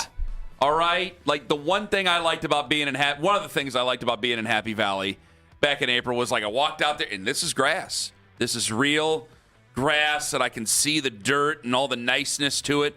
And I just like real grass. And it's gotten to the point where I so admire those that have real grass. And if I miss anything about this stadium, it will be the real grass. Even though that surrounding the field is actually turf now. But the field itself is grass. Aaron Rodgers was on the Pat McAfee show yesterday. He had some words to say about a former NFL insider. You have literally an individual that maybe used to work at ESPN that covers our league at the highest level, and there's a major scandal, and it's just like nobody can talk about it? What are we even doing personal here? lives are personal lives. I feel like you of all people should know that. I understand, but if it's affecting certain things, if there's leaks going on, if there's tampering going on, if that person is also an MVP voter and a Coach of the Year voter. Remember when I won MVP in 2021? Yeah, how about and that bomb in Chicago? Yeah. Yeah, that's real life. Like, how are we allowing these people to have an impact? You can just say whatever you want. Hold on. Poor Hub Arkish. Yeah, I was about to say that. He calls him a bum in Chicago. Does that make you think twice about saying anything about Aaron Rodgers, knowing that he certainly has the antennas up, that he's listening that much? I get to be a bum one day. He's holding up that champion's pose right now. Calling you a bum in Cleveland? Yeah, Hub, we played his radio show or his TV show, whatever it was. We've had Hub. I used to have Hub Arkish on at night. Come on, legendary. Is his son on the show now? Anyway, I don't know. Listen, Aaron Rodgers is very polarizing.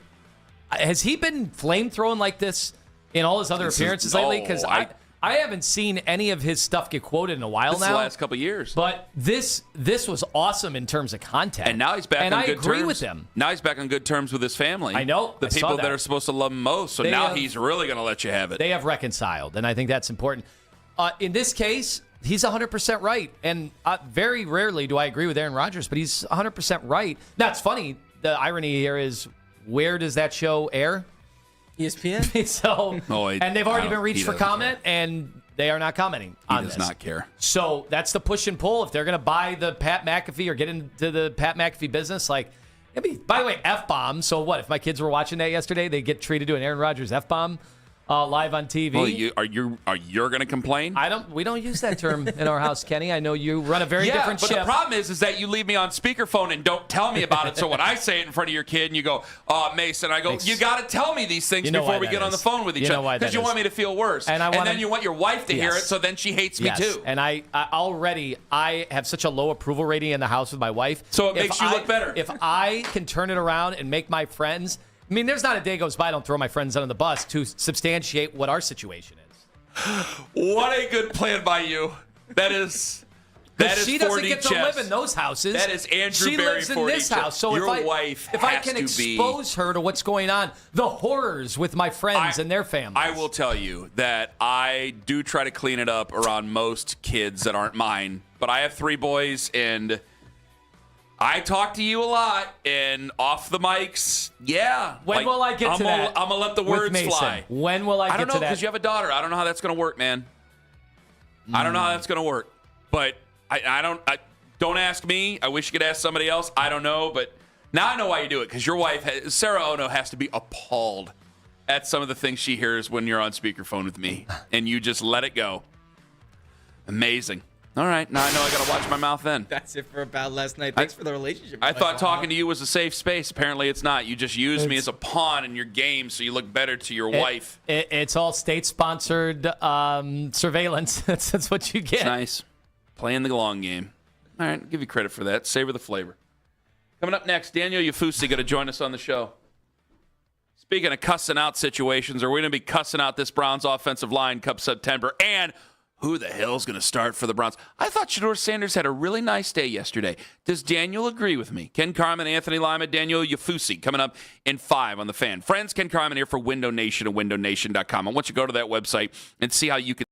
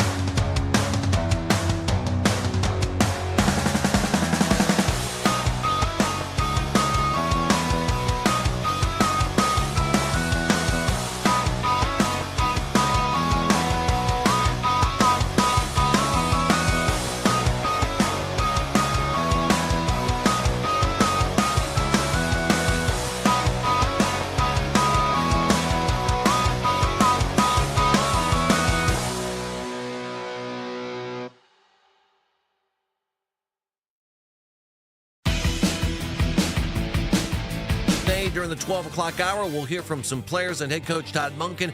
12:50 live right here on 92.3 The Fan. Listen to The Fan Rewind weeknights 11 to midnight. All the best segments from all our shows, and can always listen on the Odyssey app. Headline sports news every 20 minutes right here on 92.3 The Fan. From the University Hospital Sports Desk, I'm Jeff Thomas. The Afternoon Drive. What's interesting is there's nobody that believes in Shedeur and Deshaun. This is very much an or conversation. Oh, that is interesting. It seems like everybody before a snap was taken in camp, everyone is either taken a pro Deshaun, which means you're anti-Shedeur, or vice versa. This is what makes it so fun, though. It's like rooting for teams, almost. There's a game that's happening here. The game is Team Shedeur versus Team Watson. Everyone's chose a side, and there's a daily scoreboard, and we get to keep track of who actually wins this thing. And by the way, if Team Shedeur loses, then we get to go ahead and just say the game was rigged. The Afternoon Drive. Weekdays starting at 2. We are Sports Radio 92.3 The Fan.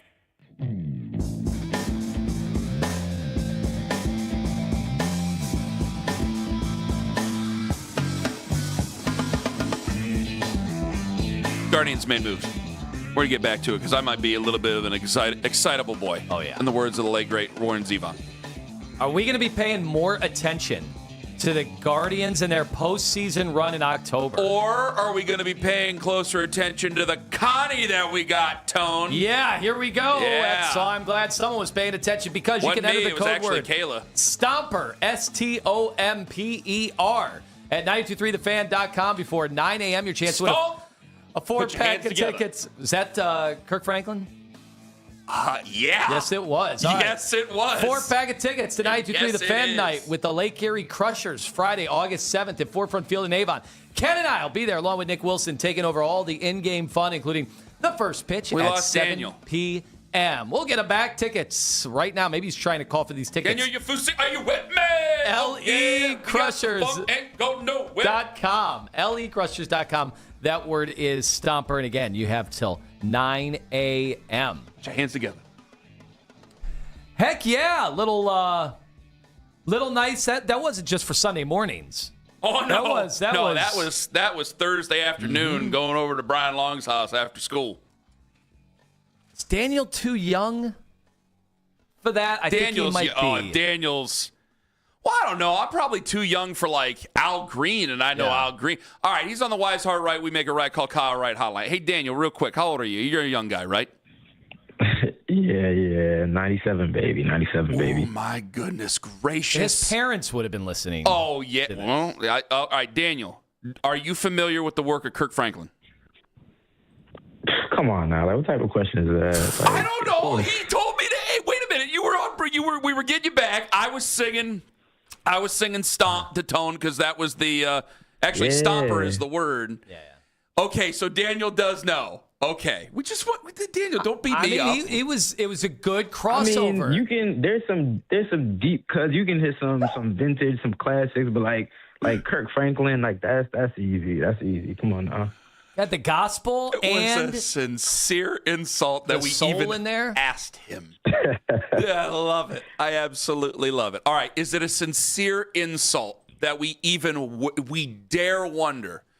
Hey, you know, if Dylan Gabriel, almost forgot his first name. If Dylan Gabriel strings together a bunch of really good days in a row, like Monken had to answer the question yesterday, could he actually be in consideration, given if the other two aren't really able to separate themselves, or is that just a non-starter to you? I mean, I think that everything has to be placed in its proper context. Like, yes, Dylan Gabriel has looked like a competent player out there. He's executed the offense pretty well, and I think he's made some really good throws. But, you know, you also want to, you know, kind of add the fact that it's been against a lot of, you know, the second and third stringers. Like, he's throwing to Seth Tillman, who has a lot of NFL starts and receptions under his belt. And, you know, he's probably doing what he's expected to do against third-string cornerbacks. At the same time, you know, to Monken's point, like, hey, if somebody is, you know, performing well, I think they should get more opportunities.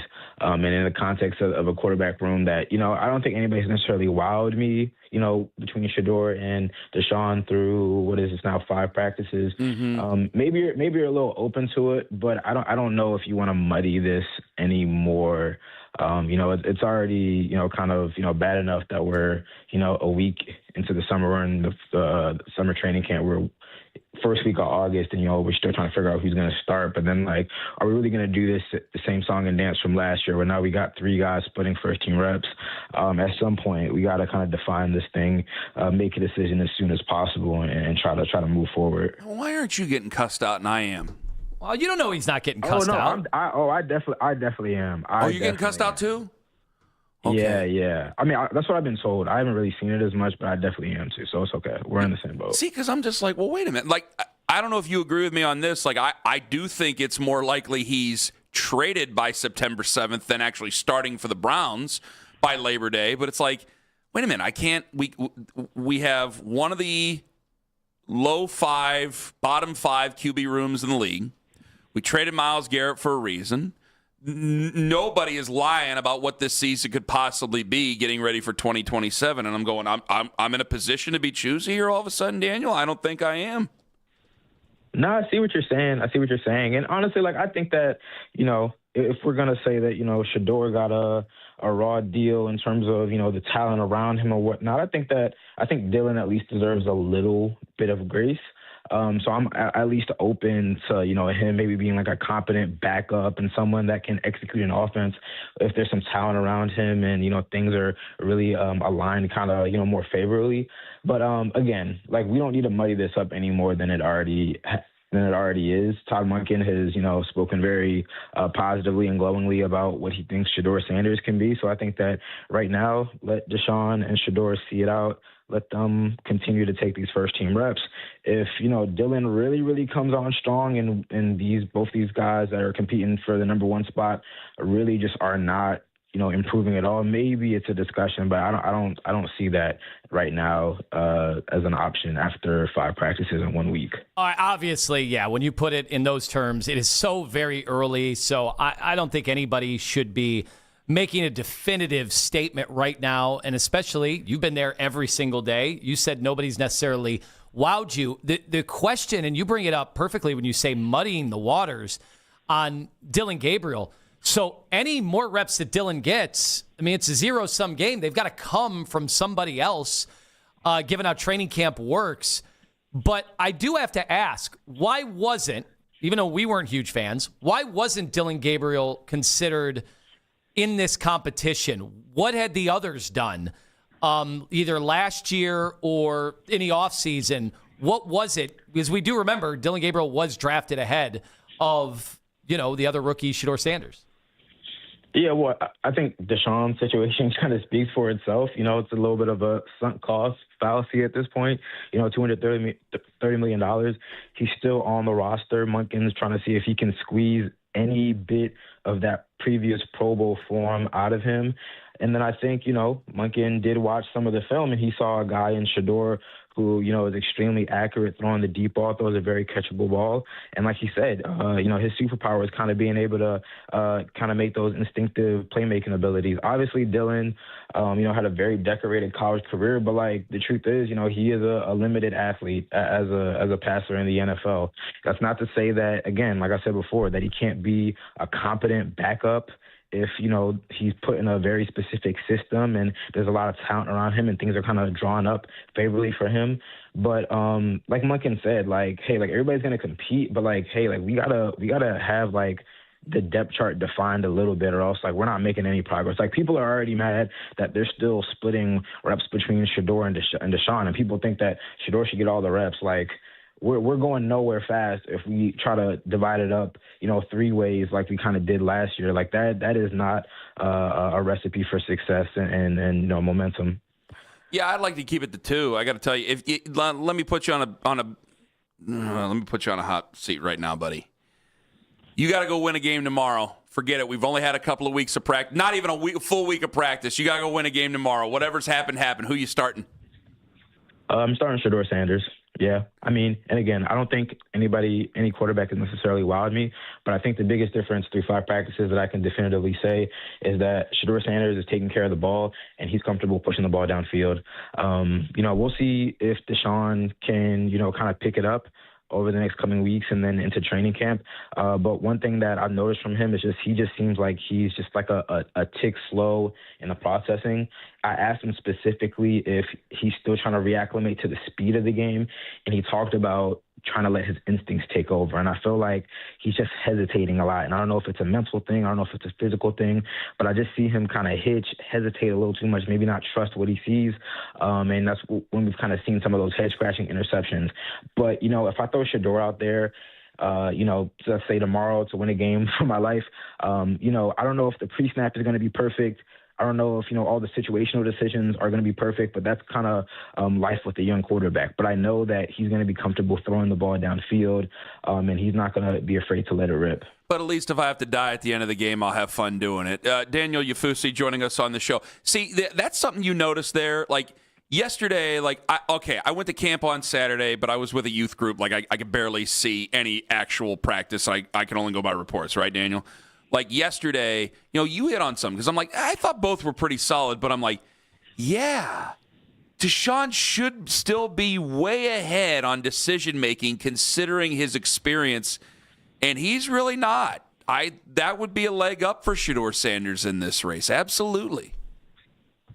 Yeah, I mean, and again, there's Deshaun has missed a lot of time, but there's just some decision making there that just really can't happen. And now, we'll see what happens when we keep on getting more of these padded practices, joint practices, and preseason games. But it's just as much as Monken has said, hey, I'm not really evaluating these guys after 4 days of install. At the same time, it's I really don't want my 9-year quarterback making some of these decisions in install. What's going to happen when we get into real joint practices and real preseason games. I think that's the only thing that's a little concerning. But, again, I think that Deshaun is very much still trying to get back into form and reacclimate to the speed of the game and really just kind of trust himself both physically and mentally.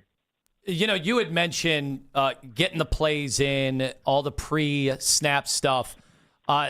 Where do you think Shedeur is? How much better can he get at that stuff in this short amount of time? It's kind of a rush to be named the starting quarterback, at some point during either the end of training camp or certainly before the season starts. Yeah, I think he can get a lot better, and that's just that immense room for growth as being a second-year quarterback. I think that yesterday was a perfect encapsulation of why we can't judge these practices just by the highlights that are posted and maybe the lowlights that are posted. So I'll give you a perfect example. Towards the end of practice, they're doing end-of-game situational drills. There's 15 seconds left on the clock. The ball's at the 10-yard line, 0 timeouts, down by 2 or 3. Shedeur drops back and he holds the ball for way, way, way too long, throws the ball out the back of the end zone, no time left.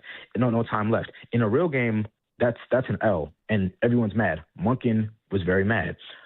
Not too long later, they're running the 2-minute drill. We all see the dime that Shedeur throws to Gage Larvin in the end zone to walk it off. But if you saw the pre-snap video, he moved the tight end in to get max protection because he knew the defense was throwing a blitz at him. So he was able to get the protection set, throw a nice pass, great ending to practice. So that's the highs and lows, the peaks and the valleys. That's the entirety of this quarterback competition, of the growth of a young quarterback, even from the start of one practice to the end. So I think that there's a lot of room for growth, and we're seeing some of that with Shedeur kind of day in and day out. Should I be concerned with the offensive line already? Other than the natural reasons of putting those guys together. I mean, it's early. There's very few offenses that just look like, the best offensive line in the NFL after a week, especially when you're not practicing with pads. I'll tell you for sure. I think after joint practices with the Bills, we'll have a good sense of most aspects of this team, honestly, because you're just going up against a different team, different scheme. The intensity gets heightened even more. I think by then we'll have a pretty good sense. But obviously, there's still very much a work in progress, as is to be expected when you have 5 new starters on the offensive line. Real quick, I love what I saw out of Denzel Boston. I love what's being said about him. Has he been that good, or am I just that starved for a good wide receiver? He's been that good. Thank God. He's been that good. And he's been better than I even thought, honestly. Like I was not as high on him as I was some of these other, top wide receiver prospects. But I've been really pleasantly surprised by him. Yes. Daniel, I can't thank you enough for the time. You're fantastic. We appreciate it. I'll never insult you again by questioning whether or not you knew about Kirk Franklin because of your age. I apologize. Revolution, melodies from heaven. Like, come on now, man. Like, that's easy. I didn't know my ass from a hole in the ground, and I apologize. Daniel, thank you so much for the time. All the best. Y'all take care. Bye. Daniel Yafusi joining us on the Wise Heart Right, We Make It Right, Call Kyle Right hotline. Outstanding. Fair and balanced right down the middle. Swear to God. Great about that's all I'm asking about is he's to be common totally sense. fair. That's all we're asking. And he likes Shador. He thinks Shador, that would be his pick to start tomorrow if they had a real game. One more thought about that. And can I give credit to Chris Antonetti and Mike Chernoff tone? I think I can.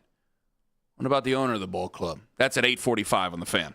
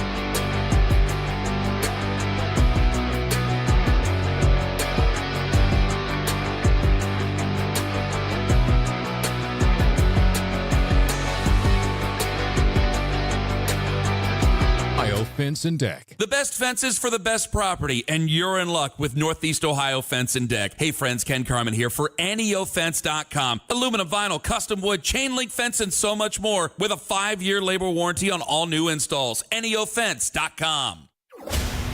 Talk sports deep into the Cleveland night. Overtime with Jake Volnick. Weeknights at 7. Sports Radio 92.3 The Fan. If we're going to say that, Shedeur got a raw deal in terms of, the talent around him or whatnot, I think that Dillon at least deserves a little bit of grace. So I'm at least open to, him maybe being like a competent backup and someone that can execute an offense if there's some talent around him and, things are really aligned kind of, more favorably. Like, we don't need to muddy this up any more than it already is. Daniel Yafusi. ESPN, outstanding. Okay, he is getting killed, and why? He is getting killed. We're getting killed. Mentioning Dylan Gabriel at all, getting killed. I don't see. I can't care. I can't help. If you have no, if everything, if you're just a nut job, I can't help you. That's all. I have no time for nuttiness. I have no time for bots. I have no time for people who can't see common sense. I have no time. I can't do it. No, we're moving on.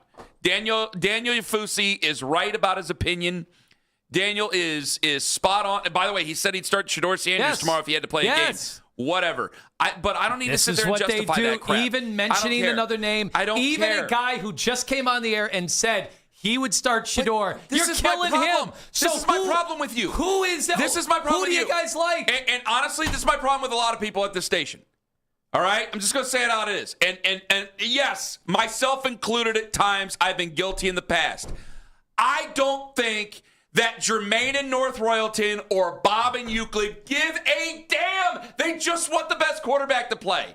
And honestly, I think they'd rather have Shedeur. Yes. But if Shedeur can't claim it, then to hell with it. That's the whole point of it. And we just keep narrowcasting to Dennis 6969, who has a Colorado Buffaloes thing in his and I just don't care. I cannot have time for it. I've just never seen anything like it. I'm glad that some of you have come over. And they're like, okay, like some of you have common sense. This had to be what Tebow mania. I got yes. I got a football season to get ready for, guys. And obviously, Tebow accomplished more in college and whatever. For the love of God, this had to be what living in the Tebow world was. And I sit here, and there are people who I've interacted with on the internet for years as listeners. And I sat there and I couldn't believe that they got that. Like some of them, their distaste for Shedeur Sanders. And I'm like, man, why do you hate him so bad? Well, I get called every name in the book if I say anything negative about it. I actually feel bad for Shedeur. That's why. I feel bad for Shedeur because he ends up having to answer for this. Yes, and it's like, hey, like, that's why I slept just fine last night. I'm sure I got plenty of cuss outs, and I could not care. Because you know why? Because I know where I stand on Shedeur Sanders. I want him to start. And I just cannot be bothered. That's not enough. You have to say so much more. You have to say they can win 12 games this year with him. I'm not going to sit there and lie to everybody. You have to use the term legendary. That's the beauty of why I get this. The beauty of doing this and never saying anything. This is why I can back it up and saying I've never said anything on this air just to upset people, just to get people worked into a shoot. I've never done it, and I never will. And if that's made a more boring show in the past, then I'm not going to apologize for it because it's been good to us. So for 15 years, I've said exactly how I felt, and I've been wrong at times, but I've said exactly how I felt. I'm going to continue to do it because Jermaine in North Royalton and Bob in Euclid and Jeff over in Sandusky and Bob and wherever, they all know it. They know it. And they're Browns fans. And even there's some, like Marcus and who's our listener that calls in a lot from the Bay Area? Oh, yeah. Maurice in the Bay Area. Oh, yeah. Maurice has come with us. He's fun. Okay. We haven't heard from the guy in Fort Worth in a while. Maurice has a sense of humor. What I see every day, there is no sense of humor. I can't have time for it. There is victimization every single day. We're still talking about reps in last year's training camp.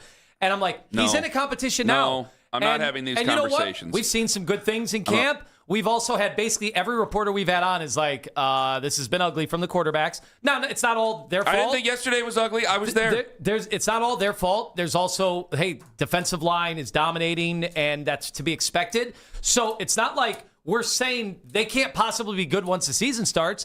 but it's going to be an uphill battle. And I think most people believe that around the league. My life is built around. They're not expecting any of the Browns quarterbacks to really, be in an echelon of which we're going to play big-time winning football this year.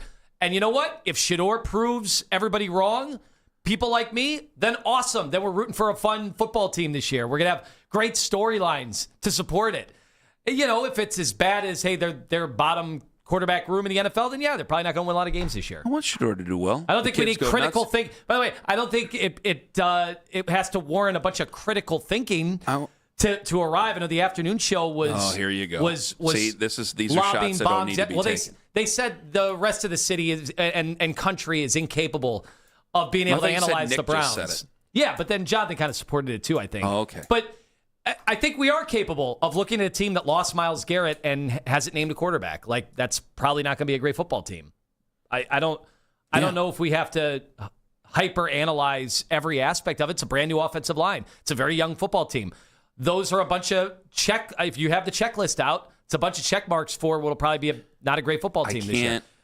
But what I'm pointing out is that we have to stop with this silliness of the and I'm serious of the internet. I'm not even calling them trolls. I do think that some of them are bots. Okay, but if somebody wants to take a clip and go nuts, I can't be bothered with it. Because anybody who knows anything about this show and me, I want Shedeur Sanders to start. And I'm willing to accept somebody else starting. Because I want what's best for the effing football team. That's why. Excuse my language. I want what's best for the team. That I want the Browns to be good. And that is not an act. That is absolute truth.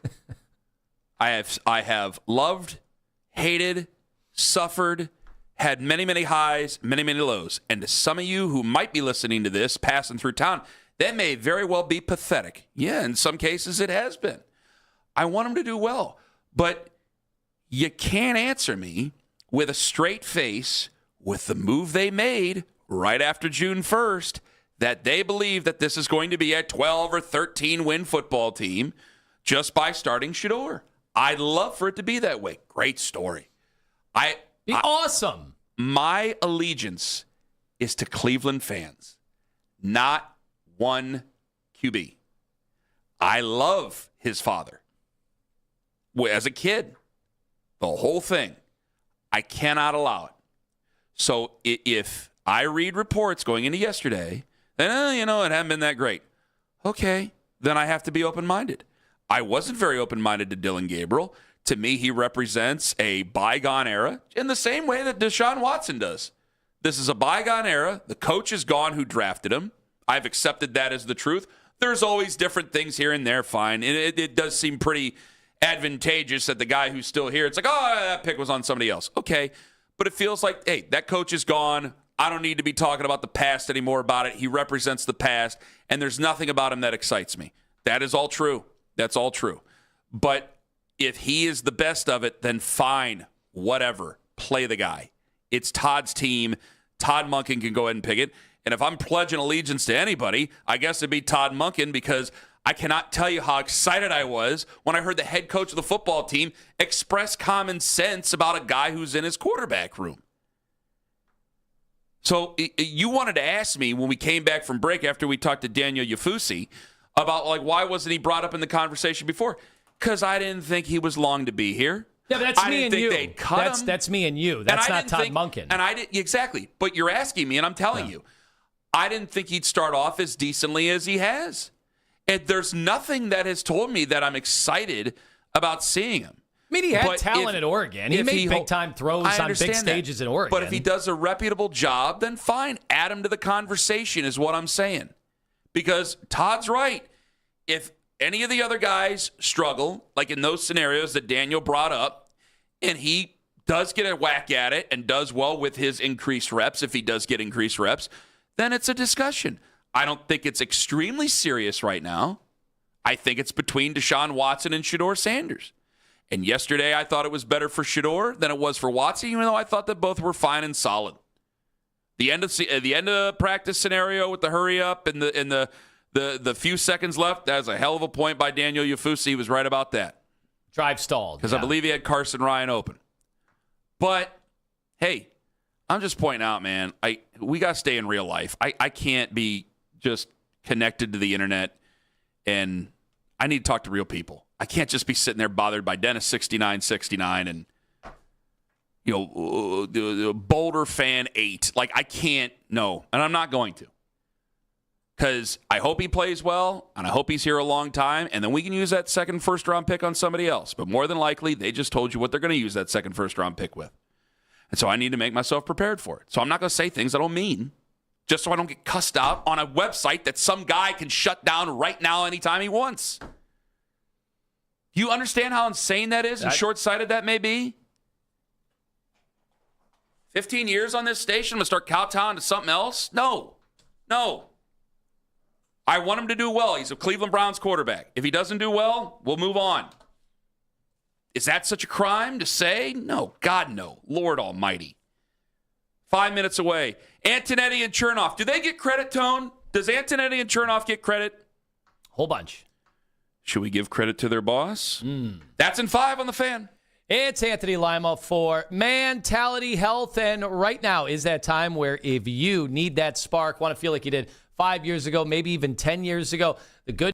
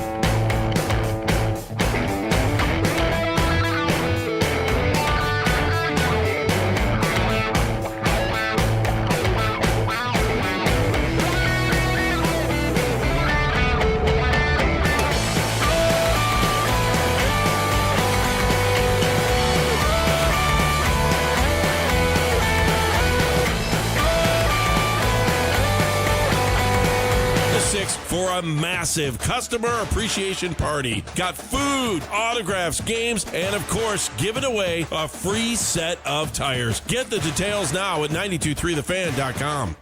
The Browns and Guardians are heating up the Cleveland sports scene in August, and this is the place to talk about it. Cleveland's Sports Radio, 92.3 The Fan. I don't think anybody's necessarily wowed me between Shedeur and Deshaun through 5 practices. Maybe you're a little open to it, but I don't know if you want to muddy this anymore. It's already, bad enough that we're a week into the summer training camp. We're first week of August, and, we're still trying to figure out who's going to start. But then, are we really going to do this the same song and dance from last year where now we got 3 guys splitting first team reps? At some point, we got to kind of define this thing, make a decision as soon as possible, and try to move forward. That's Daniel Yafusi from ESPN. Find him on the free Odyssey app. You can use the rewind feature. Go back to 8 o'clock. It's powered by Integrated Restoration, your local experts in water, fire, and storm disaster restoration. These moves yesterday that the Guardians made in bringing in Foster Griffin, in bringing in Joe Adell, and bringing in Nathaniel Lowe. Now, I want to ask at 9 o'clock, does it actually move the needle for you? The other thing I would really want to know, can I give Paul Dolan credit? Because it is, and by the way, this is not a high bar I'm setting whatsoever, but I know owners aren't meant to be like. There's a lot of people who in this city really, really, really do not like Paul Dolan. And really don't, there's a lot of people who are Guardians fans who don't like Paul Dolan. For a plethora of reasons, mostly because they believe him cheap. And I know we always bring this up. The Dolan Family Trust is not Paul Dolan's money. He needs permission from the family. And then remember, you do have siblings that are involved in there. That, frankly, it is my belief, it's my personal belief that the siblings really don't want to be involved in that business anymore. And I do think that they kind of hold him back. It's my personal belief on that. However, that just sounds like a big fat excuse, big fat Kenny Carman excuse to everybody.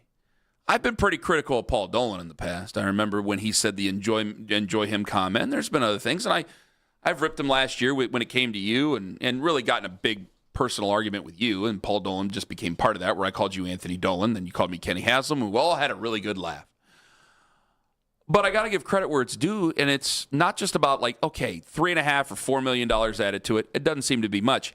He could have just sat there and said, we're a young baseball team, and I don't know our future, and we're not going to do anything like this. There's a possibility to make a move, and I would rather have Foster Griffin, as I've said now for the 3rd time. I'd rather have Foster Griffin than Luis Castillo, because Foster Griffin has a better year, and I also don't owe him $40 million like the White Sox do. Yeah. With Luis Castillo, who's been worse this year than Foster Griffin. And it does feel to me like a little bit of a bailout. I'm excited about these moves. It's an open American League. I think you can certainly win the Central. I think people expect to win the Central. But I think you can win the ALCS. Hopefully with these moves.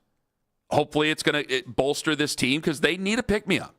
And 3 guys coming here, give them a pick-me-up. Instead of just, all right, we're going to continue to run out David Fry. Well, why? Well, why not? We're going to continue to run out Kyle Manzardo. Why? Well, we need to keep seeing what. And I like Kyle Manzardo, man, but he's got options, and maybe this is the best medicine for him is to go down, work on the swing in AAA, and if you get called back up next month, you get called back up next month. If not, we'll see you in 2027.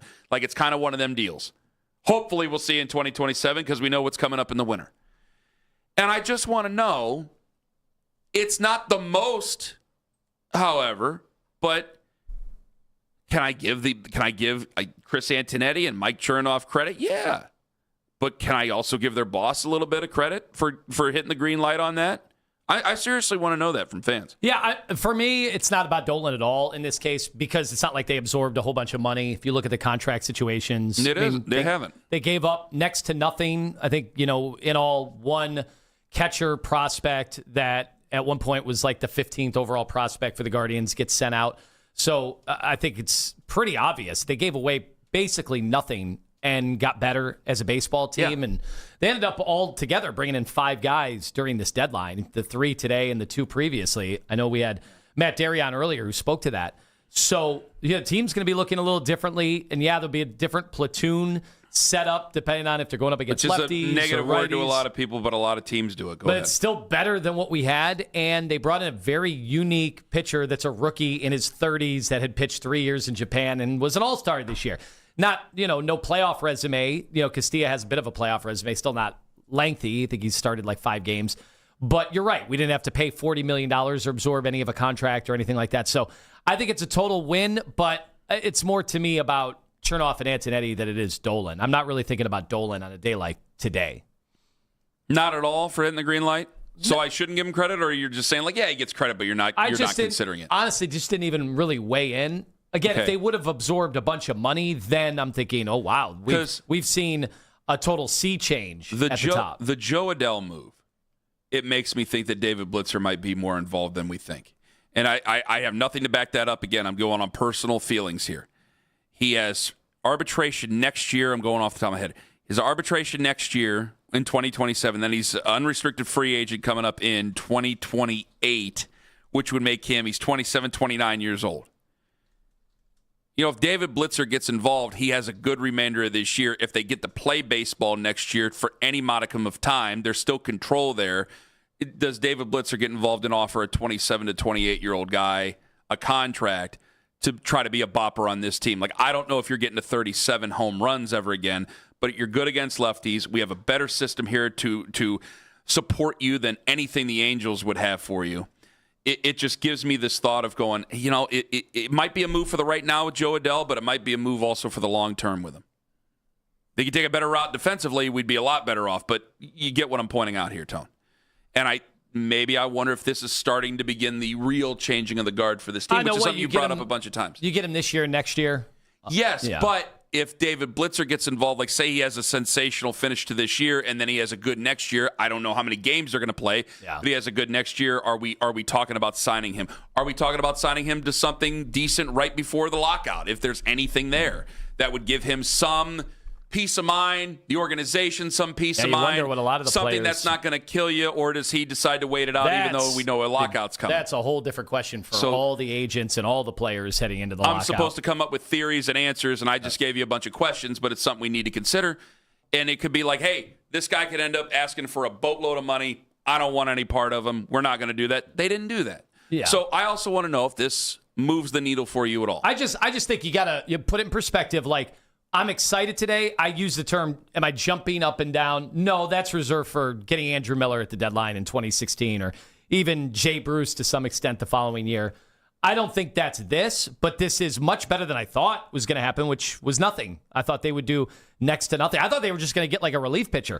What they ended up doing is adding probably Ciccone or whatever to the bullpen. Cantillo when we get into an ALDS situation, if they're fortunate enough to get there, an ALCS, then maybe that's how they've added to the bullpen. Do these moves make a difference for you as a fan? Do these moves make a difference for the Guardians this year? 216-474-0092. Ken Carman, Anthony Lima. Take us with you to work on the free Odyssey app. It's Anthony Lima for my friends over at QC.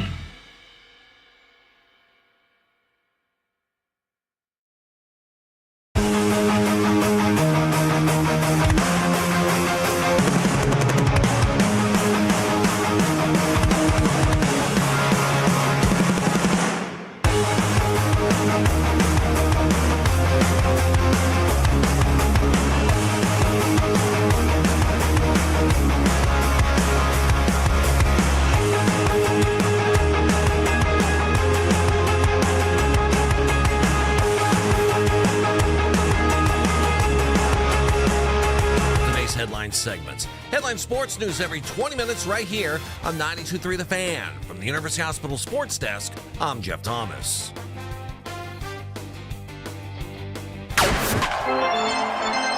Whether you're at the ballpark, on the golf course, or doing nothing at all, get the Cleveland sports news at 923thefan.com or use the Odyssey app. It's a move that goes with everything that Chris Antonetti and the guards do these days. I don't think it's a big splash, but I think it fits their mold of what they're looking for. He's a guy that hits for a little bit of power, averages down this year. He can command the outfield, though. So to be able to put him in center field, put Stephen Kwan in left field every day, and then, mix and match in right field. I think it's a good move. I don't know if it's a great move for them, but I think it's a move that we should all expect on a regular basis. That's Jason Stanford, former Cleveland Indian. Still talks about the Cleveland Guardians. He was on Afternoon Drive yesterday. Remember, every single day, brought to you by the fine folks at Surfside Hard Iced Tea, who asked you to please enjoy that Surfside Hard Iced Tea responsibly. What did you think of Jason Stanford's comments there, buddy? Look, I think I agree. He never agrees with us. Yeah, I know. At least with me. I know. I think it's an interesting time because me and you both expected nothing to be done at the deadline. Is it because he was a landlord for my buddy in college and he might think I trashed his house, which I didn't? He was a good landlord, by the way. Do you watch credit where it's due? Do you watch any of these couples go through the houses that they rent out on Airbnb and they decide whether or not there's going to be a penalty for excess wear and tear? And the comment sections are amazing. I don't know how anybody goes to an Airbnb. And I've been to an Airbnb before. I get nervous about the Airbnb. I don't have time to check for cameras everywhere. Like, oh boy, in your home. They move the couches to use them to get ready for the night out. Now, do we dock them $5? Now, Liz and I, in our younger days, because Airbnb has been around for a while, like I will tell you, I've done things in an Airbnb that, hey, if you really want to watch that, man, that's your call, man. I'm a showman. I know what I'm doing. But I'll tell you, that's up to you. But I don't know if she'd like that. I just get a little paranoid about the Airbnb. Yeah. Well, if you're an exhibitionist, you know, you can have fun with it. But if I was and you want to do it, but it's fine. It's up to you, man. You want to do it. But no, Jay Stanford was a great landlord for my buddy in college. Good. He just doesn't seem to agree with me on anything. Now, he wasn't like ripping this move or anything like that, but I kind of want to. This is why I'm glad that Caleb played it and why I like it so much. Is because this guy who played the game, this guy who obviously played the game at its highest level, and I just want to calm myself down a little bit because it's a very good move to me. But I also know that I'm starved, not literally, obviously, but figuratively, I am starved for a hitter. And a guy who can hit lefties, and he can hit lefties.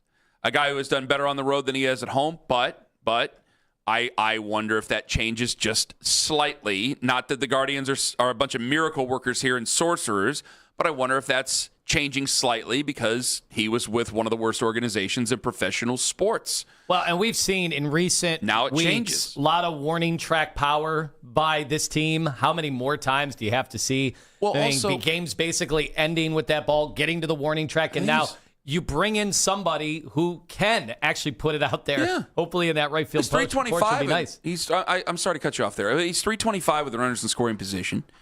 And how many times have we been upset about getting a guy to second base, getting a guy over to third base, and sitting there going, all right, here we go. Guards ball. I need somebody, but I need somebody to play guards ball effectively. I need somebody to actually knock that run in. And Jose's not been able to do it. Not just stand over there at third. Jose, I think, has pressed a little bit. Chase Lauder's had a fine season, a very fine season, but I think I need more help. And they went out and they got more help. But I'm surprised, and maybe because I'm surprised, I'm overvaluing or overrating these moves. I don't want to do that. I just thought it would be such a tough thing to come in here today. Because, again, yesterday when we were talking Guardians, we didn't really want to talk a whole lot of trade deadline. Why? Because we were depressed about it. Because I didn't think they were going to do anything, guys. Look, I really didn't. We'd even gotten to the point where we didn't even feel like killing them for not doing stuff. We had a deep conversation. Well, yeah, because they got a lockout coming up, so I'm going, what do you do? We had a deep conversation about Stephen Vogt going out there as the rain delay started to go give hell.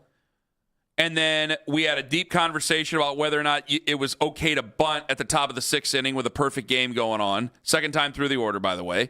Like, that was the conversations we had. I didn't really want to get into the trade deadline because I'm thinking they're not going to do anything. And I thought the same conversation was going to happen. Well, our trade deadline move is bringing back Jose Ramirez and bringing back Angel Martinez off the injured list. So that's what you get. And then they go out and they get Joe Adell, who's a fine player, and they go out and they get Nathaniel Lowe. And then, Foster Griffin, I think, ends up being the crown of it, because if you look at their rotation, if you add Foster Griffin to him, and I know he's going to American League or National League to American League, but I don't think that has the type of difference it used to. You have a rotation now of Bybee, who's been fantastic. He just hasn't gotten any run support recently. Gavin Williams, who's also been fantastic, hasn't gotten any run support recently. Parker Messick, who's had a very, very, very, very, very nice year. Joey Cantillo, who's one of my favorite Cleveland Guardians because he's an innings eater and he's been dependable. And I understand he doesn't have the same stuff as what you would have with a number one, but I'm not asking him to be a number one and then have Foster Griffin there. I mean, I'm talking about 5 kick-ass pitchers right now. 5.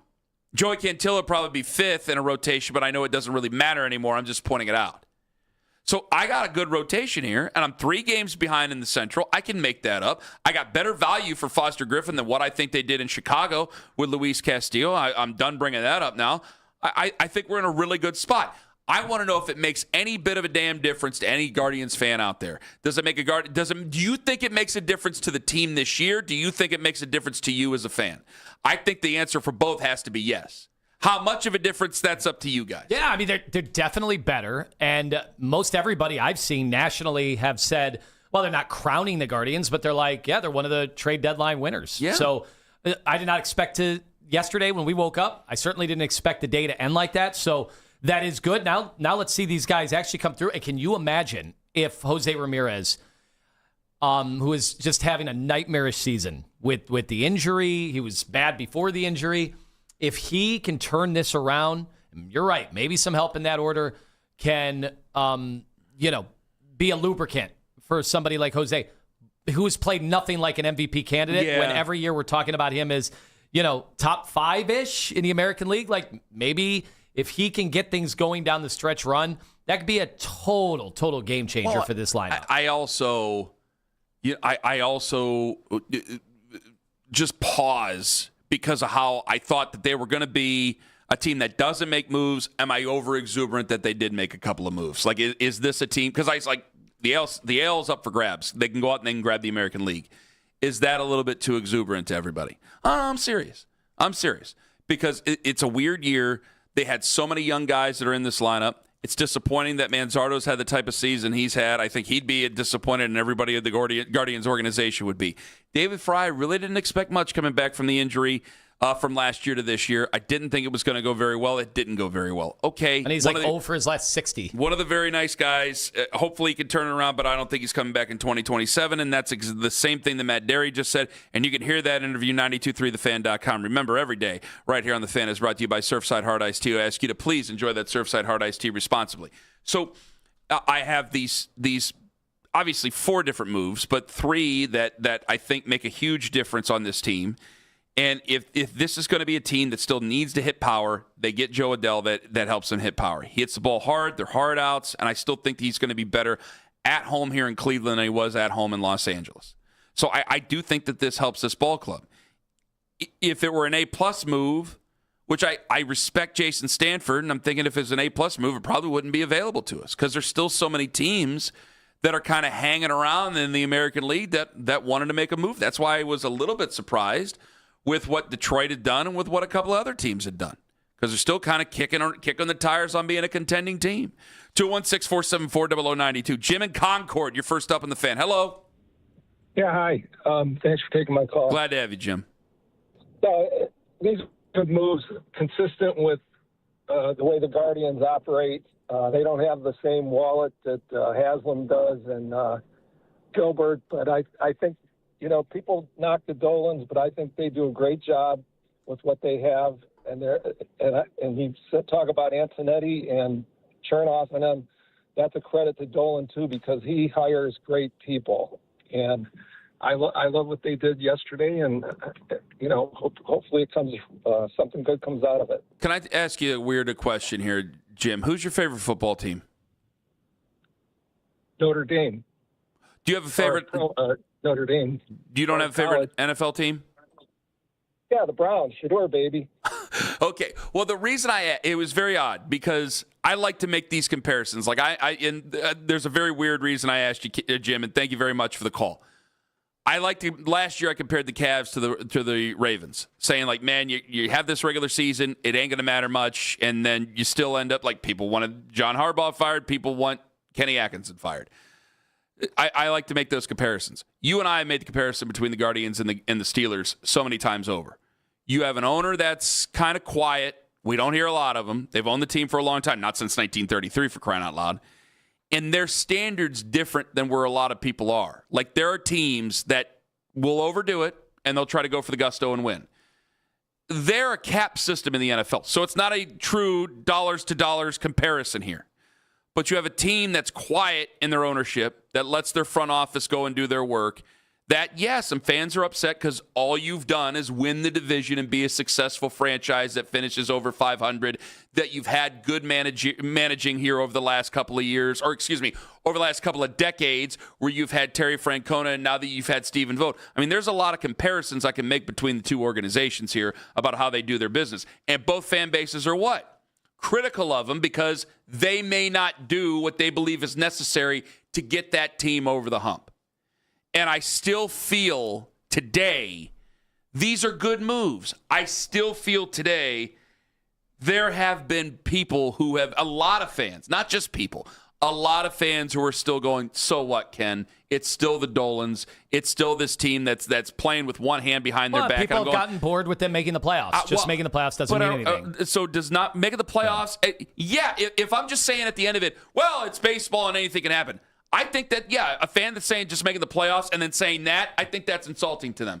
But winning the division means nothing? It means nothing. Apparently doesn't to a lot of fans. Making a move that's prudent means nothing. I think it's a good move. I've never heard so many people talk about how weak the Central is this year, like almost preemptively refusing to give the Guardians credit if they even do come back. Some of it's bailed us out and win it this year. Some of it's bailed us out, so some of that is justified. It's a very interesting year for the Guardians, and they're almost the perfect team to argue about because I think on any given day, the biggest Guardians hater is right, and on any given day, the biggest Guardians supporter, the one who has their head in the sand, who makes every excuse for the owner, you can blame anybody you want, they end up being right about it because it's such a wild team, not day to day, but such a wild team based on expectations, based on money spent, based on how they're managed, based on who's in charge, based on the type of talent they have, on the youth that they have. Every single day, there's a different argument about them. Coming up in 5 minutes, why weren't we talking about this guy 5 months ago? Ken Carman, Anthony Lima on The Fan. Everyone loves a great deal, and that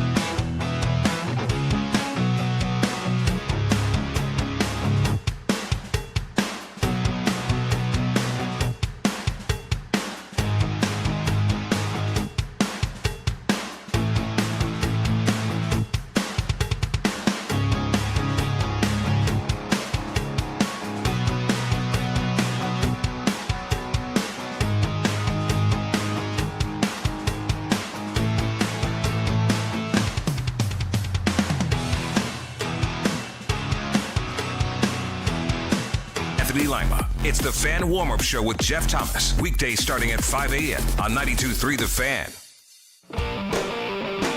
Not heard a lot of critical thinking when discussing the Browns. It has all been the same takes, and a fair amount of them locally as they are national. And I think people just aren't thinking about the Browns. I think the Browns are so massively overlooked that it's like you got your 3 takes that everyone has nationally and locally. It's the NFL. That's not how this really works. Well, so the majority of them just say something to the effect of how I don't believe in the quarterback play, and so that's the end of the statement. And 2027, you got to throw 2027 Yeah, in but there. they'll acknowledge, like, I do like the draft classes of the past couple years. That's been good, but I don't like the quarterback play, and that's the end of the conversation. Hell, when Greg brought up offensive line play as a reason why he didn't like it, I was like, oh, something new.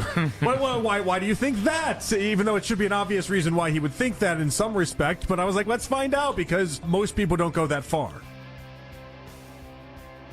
So something is starting to pick up here, and I don't like it. So I'm going to lay out. I'm going to let you and Nick do your thing. Nick's tweeting at the show. I saw that. I'm going to let you guys do your thing. Yeah, well, Nick apparently agreed with me that nobody's really earned anything, which it's fine. I keep seeing a lot of people mention it's installs. Why would anybody forge ahead in the installs? It's like, well, you're discounting that the coaches might think somebody is ahead of the other guys based on everything. You're just seeing the throws. The coaches are in the meetings. The coaches have a lot more of the context, which is the buzzword everybody has to mention now. Oh, that needs context. That needs context. Well, you know who has all the context? The coaches. So the coaches are determining those things. And if your argument is nothing matters until installs are over, well, then I guess we shouldn't even have reporters there. Like, we shouldn't even talk about the Browns at all. We should just move on to other things. The fact is, everything matters. Everything that they do matters. And the coaches, the front office, everybody in the organization, they're taking inventory over everything, even how guys are in meeting rooms. You know, I thought it was funny. Forgot who it was. Somebody was talking about, yeah, it's nice to have a pass rusher not on their phones in the meetings. Okay. I mean, you don't think people are noticing stuff? Yes, everything matters, guys. Everything inside those walls matter. And sometimes things that happen outside those walls matter. Johnny Manziel, Josh Gordon. Like, yes, everything matters. When you are on the football team, the install dates matter. And guys, they're working on stuff, yes. But if you're telling me guys can't shine, if nothing matters, then what do we care about Denzel Boston? What do we care about Jared Verse? Stuff matters. You can't just, because every reporter comes on here and says, the quarterback play has looked bad. Well, what does it matter? It all matters. Yes, it all matters. That's part of football. That's why you have all these coaches making a lot of money that are keeping tabs on everything they see. It's what they see after the meetings, too. That's why it's awesome that Shedeur Sanders is working with another quarterback after practice. Great. That matters. Yes, it all matters. To Nick's point that I guess he thinks everybody in the world is incapable of judging the Browns, but we can judge every other team. What is so hard about judging the Browns? The reality is the Browns were a terrible football team last year. They've been pretty bad most of the station's existence. They might have some really good young talent. Let's see how it plays out. Remember, this was supposed to be one of the worst drafts in a while. So let's see if that ends up being true, or the Browns have all these new playmakers, and let's see how it gels. Most young teams in the NFL don't win, but we have seen examples like the New England Patriots getting to the Super Bowl last year. Mm-hmm. It is considered by everybody. I'm sorry, guys. I know you don't like hearing this. Until proven otherwise, until some quarterbacks earn, not just being given credit because of dimes that we've seen in the most liberalist of sense that we're using that term now, it is a bottom 5 quarterback room until proven otherwise. That's what everybody thinks about your team. And so, yes, most everybody is going to think your team is going to not have a lot of wins. Greg Rosenthal had all these good things to say about the Browns yesterday when he came on, and then he said, I'd take the under for the win total. So, yeah, that's kind of the conventional wisdom by most. I don't think it's a lack of critical thinking. I'm sorry. I don't think it's critical thinking when I hear Nick reference 30 players in Rocket Sanders and say they're all great. I wouldn't hear this last week like, for that. He's good. I like him. I like him. I like him. I like him. I like him. I like him. I like him. I like him. I like him. I like him. I like him. You just told me about that. That's not the same football team that I'm expecting to see this year. You can like a lot of players and they still lose a lot of games also. I've said that. I didn't say that? I mean, we've had teams that have had 6 Pro Bowlers that have lost a lot of football games. So Well, quarterback is kind of an important position. I hate to unveil a third wall, a fourth wall here. Well, this is the problem. I hate to be the guy that tells you quarterback's kind of important in the NFL. Well, that's why I guess I'm a little bit frustrated because I didn't just throw Dylan Gabriel in there to get through the day. It's training camp. We got 11 days till the first preseason game. I didn't say that just so we can get by. Yeah. So I guess I'm a little bit bothered by that. But again, I just think that any actual Browns fan understands where I'm coming from. Any actual Cleveland fan understands. So I really don't. This is weird because I'm kind of sitting here with you and I understand what you're saying, but I'm not involved emotionally. Like I just heard the critical thinking thing. That none of us have, apparently. Well, hold on here. Hold on. Is it just because we keep saying the same things? Is that the only reason? Because sometimes we keep saying the same things because the same things end up being true.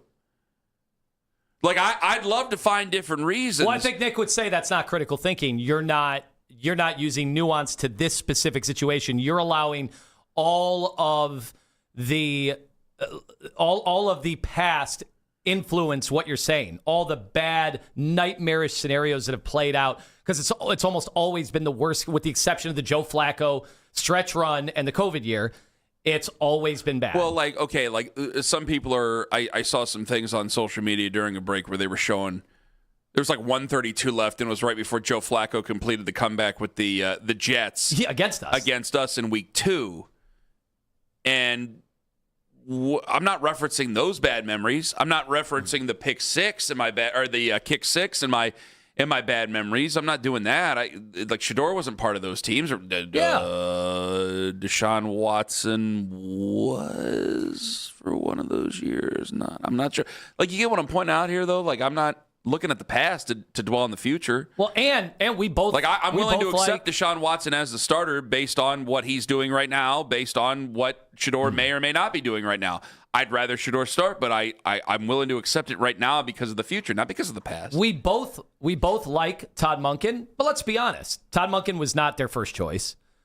I don't think he was their second choice. It came around. They got Todd Monken. I'm surprised Todd Monken has not been a head coach in the NFL before. Well, the bad thing about it took him longer than most. The bad thing about it is that, okay, so how many... See, I don't mean to go down a different path here. Yudinsky, Shieldhouse, yeah, and Todd Monken, which we know there was of all three guys, there were definitely people you don't know if you want this job. If really, they could have got Harbaugh, do you think they would have been in on John Harbaugh? Yeah, why wouldn't they be? Okay, so that's what I mean. Todd Monken... Didn't really inspire me after that speech he gave to the Giants the other day. But if Todd Monken, the way he's being talked about by people like Nick and Jonathan is he's Todd Monken. It's Todd Monken. We haven't had Todd Monken before. Now we have him. So now we're going to run the ball with authority as if other coaches haven't tried to do that. We have a lot of good plans about trying to elevate the offense. Hey, Kevin Stefanski, when he came here in 2020, did he not give them a little bit more of a schematic advantage than previously? But then it ended bad, and so now Kevin Stefanski was terrible, and anything is going to be an improvement. So Todd Monken's going to wave the Monken wand, and he's just going to fix it, just because it's Todd Monken, which is the words come out of our mouth. Todd Monken, we have him. So the whole league has had a chance to have Todd Monken for 30 years to be a head coach. I like Todd Monken a whole bunch, but I do too. I don't think it's the right thing to say that he's just going to wave his magic wand. The only conversation I really don't want to have about Todd Monken, honestly, and we've kind of buttressed against it a couple times, is whether or not this is one and done. Yeah. I think it's kind of foolish, I think it's ghoulish. Well, Haslam made it sound to talk about it. We should stress Haslam made it sound like not that this year is a punt year. He didn't use that term. People have taken that away as a meaning of this year because he focused more on 2027 in his statement about when his expectations are going to change. But it kind of did sound like the owner is wanting to be open-minded about this season. Yeah. That's one thing I to said say yesterday. That in August. We'll see what that sounds like in December. Well, listen, I'm not going to sit there and I heard that clip. I didn't hear any of the rest of it. So I'm not trying to not work with you on this, but we all want the Browns to do well, so I don't want to sit there and go ripping on Nick. I know that Nick's getting worked up on social media with you, and if he wants to call in and go after you, that's perfectly fine. Again, I'll lay out. That's fine. I want this all to be figured out. But you agree? I mean, it sounds like me and you agree on all of this. I mean, I don't think there's a major disagreement between the two of us. I think that recognizing that the Browns quarterback situation is a big impediment until proven otherwise. Yes. I don't think that that's a lack of critical thinking. I don't think that if I wind myself up as a pool doll and say, yeah, the quarterback room is questionable at best. The offensive line is questionable at best because you have new guys and rookies in there playing alongside of each other. That's something I've said before. I got a first-year, 60-year-old head coach who's probably going to be more prone to play the vet. That, to me, that's not a lack of critical thinking. I would ask. I'm willing to move. Like, I didn't just set my standard and then that's the only thing, and I'm going to try to find ways to break that in. If the offensive line plays well, I will be dramatically relieved and be very excited about that. Same thing with quarterbacks. Same thing with a lot of different things. Like you have the right to change, and I've still have stayed steadfast. I do not think they're going to win many games. I think they're going to win 6 games this year. But I also think they have really set the foundation. And you can record me on this because now I'm getting kind of pissed. Is that I think that yes, they have set the foundation that if they can find the right guy at that position, which is a big if for everything. But I do think that they have the foundation there that they could be a playoff team in 2 years. I said it. I think they can be. By the way, that's how the NFL's set up. If you're bad for a few years and you have a bunch of good draft picks and you have multiple firsts in multiple years, the league is set up for you to turn it around. Let me walk it back. It's not that they can be, because that's pussyfooting around the situation. It's that they will be and they should be. They have the makings with this young talent that they've had. Given Andrew Berry a lot of leeway. I've come back around on Andrew Berry. I told you I was not a Paul DiBodesta guy. You got everybody and their brother who's around the NFL and around the game of football telling me that if you want to speak about impediments, that he might have been an impediment for Andrew. Fine, let's wipe the slate mostly clean. Can't do it with Deshaun Watson altogether because we know that story. So I'll erase part of it, but I can't erase all of it because that's a pretty big part of the slate. But let me point this out. They have the type of foundation that the next move for quarterback will and should write the entire story on Andrew Berry, okay? And they should, based on this talent that I see, some of the young guys here, they should be a playoff team by the year before they go into the new stadium, by 2028. And they will be if they make that right decision or one of these guys go in. Yeah. Is that critical thinking? If you want critical thinking, I'm trying count? to give you critical thinking. But I'm not going to have a fake fight with Nick where I really didn't know what he said before or after that clip because I didn't get a chance to hear a lot yesterday because I was over at the Browns. All I ask when of anybody who's weighing in on this, and fans too, what would you say if it were the Jets? If it were the New York Jets and you said bottom 5 quarterback room going into a season, one of the quarterbacks hasn't been good in 6 years. The other quarterback was a 5th-round pick, had some of the worst rookie numbers ever last year. New head coach if they who's all never played for coached the Dolphins, before. what would I say? Coordinators who had never done it before. If you go through the whole list, one of the youngest teams in football, just lost Myles Garrett, brand new offensive line with 5 new guys. You would say what for the Jets? 3 wins. That's what you would say. Exactly. Be honest. That's Cardinals. all people ask of us is to be honest. That's all I ask of you, Ken. That's all I ask of everybody involved with our shows on the station. Just be honest. Yeah, you can have some emotional optimism. You hear me every year that the playoffs come around for the Guardians and the Cavs. Then I turn into a bit of a homer because playoffs are supposed to be fun. I didn't hear that, unfortunately, with some other shows in town. When the Cavs were in the playoffs, we'll see if the Guardians are going to be different. If the Browns just have to win like 5 games, and then we get that kind of optimism. So we'll see. We'll see how honest people are. That's all. 2028, they should be a playoff team with the talent that they have. There's a lot of pressure. You know what? 2028, they will be a playoff team. I don't know if it's with any of the quarterbacks, so I'm putting a lot more pressure on them, but they should be a playoff team.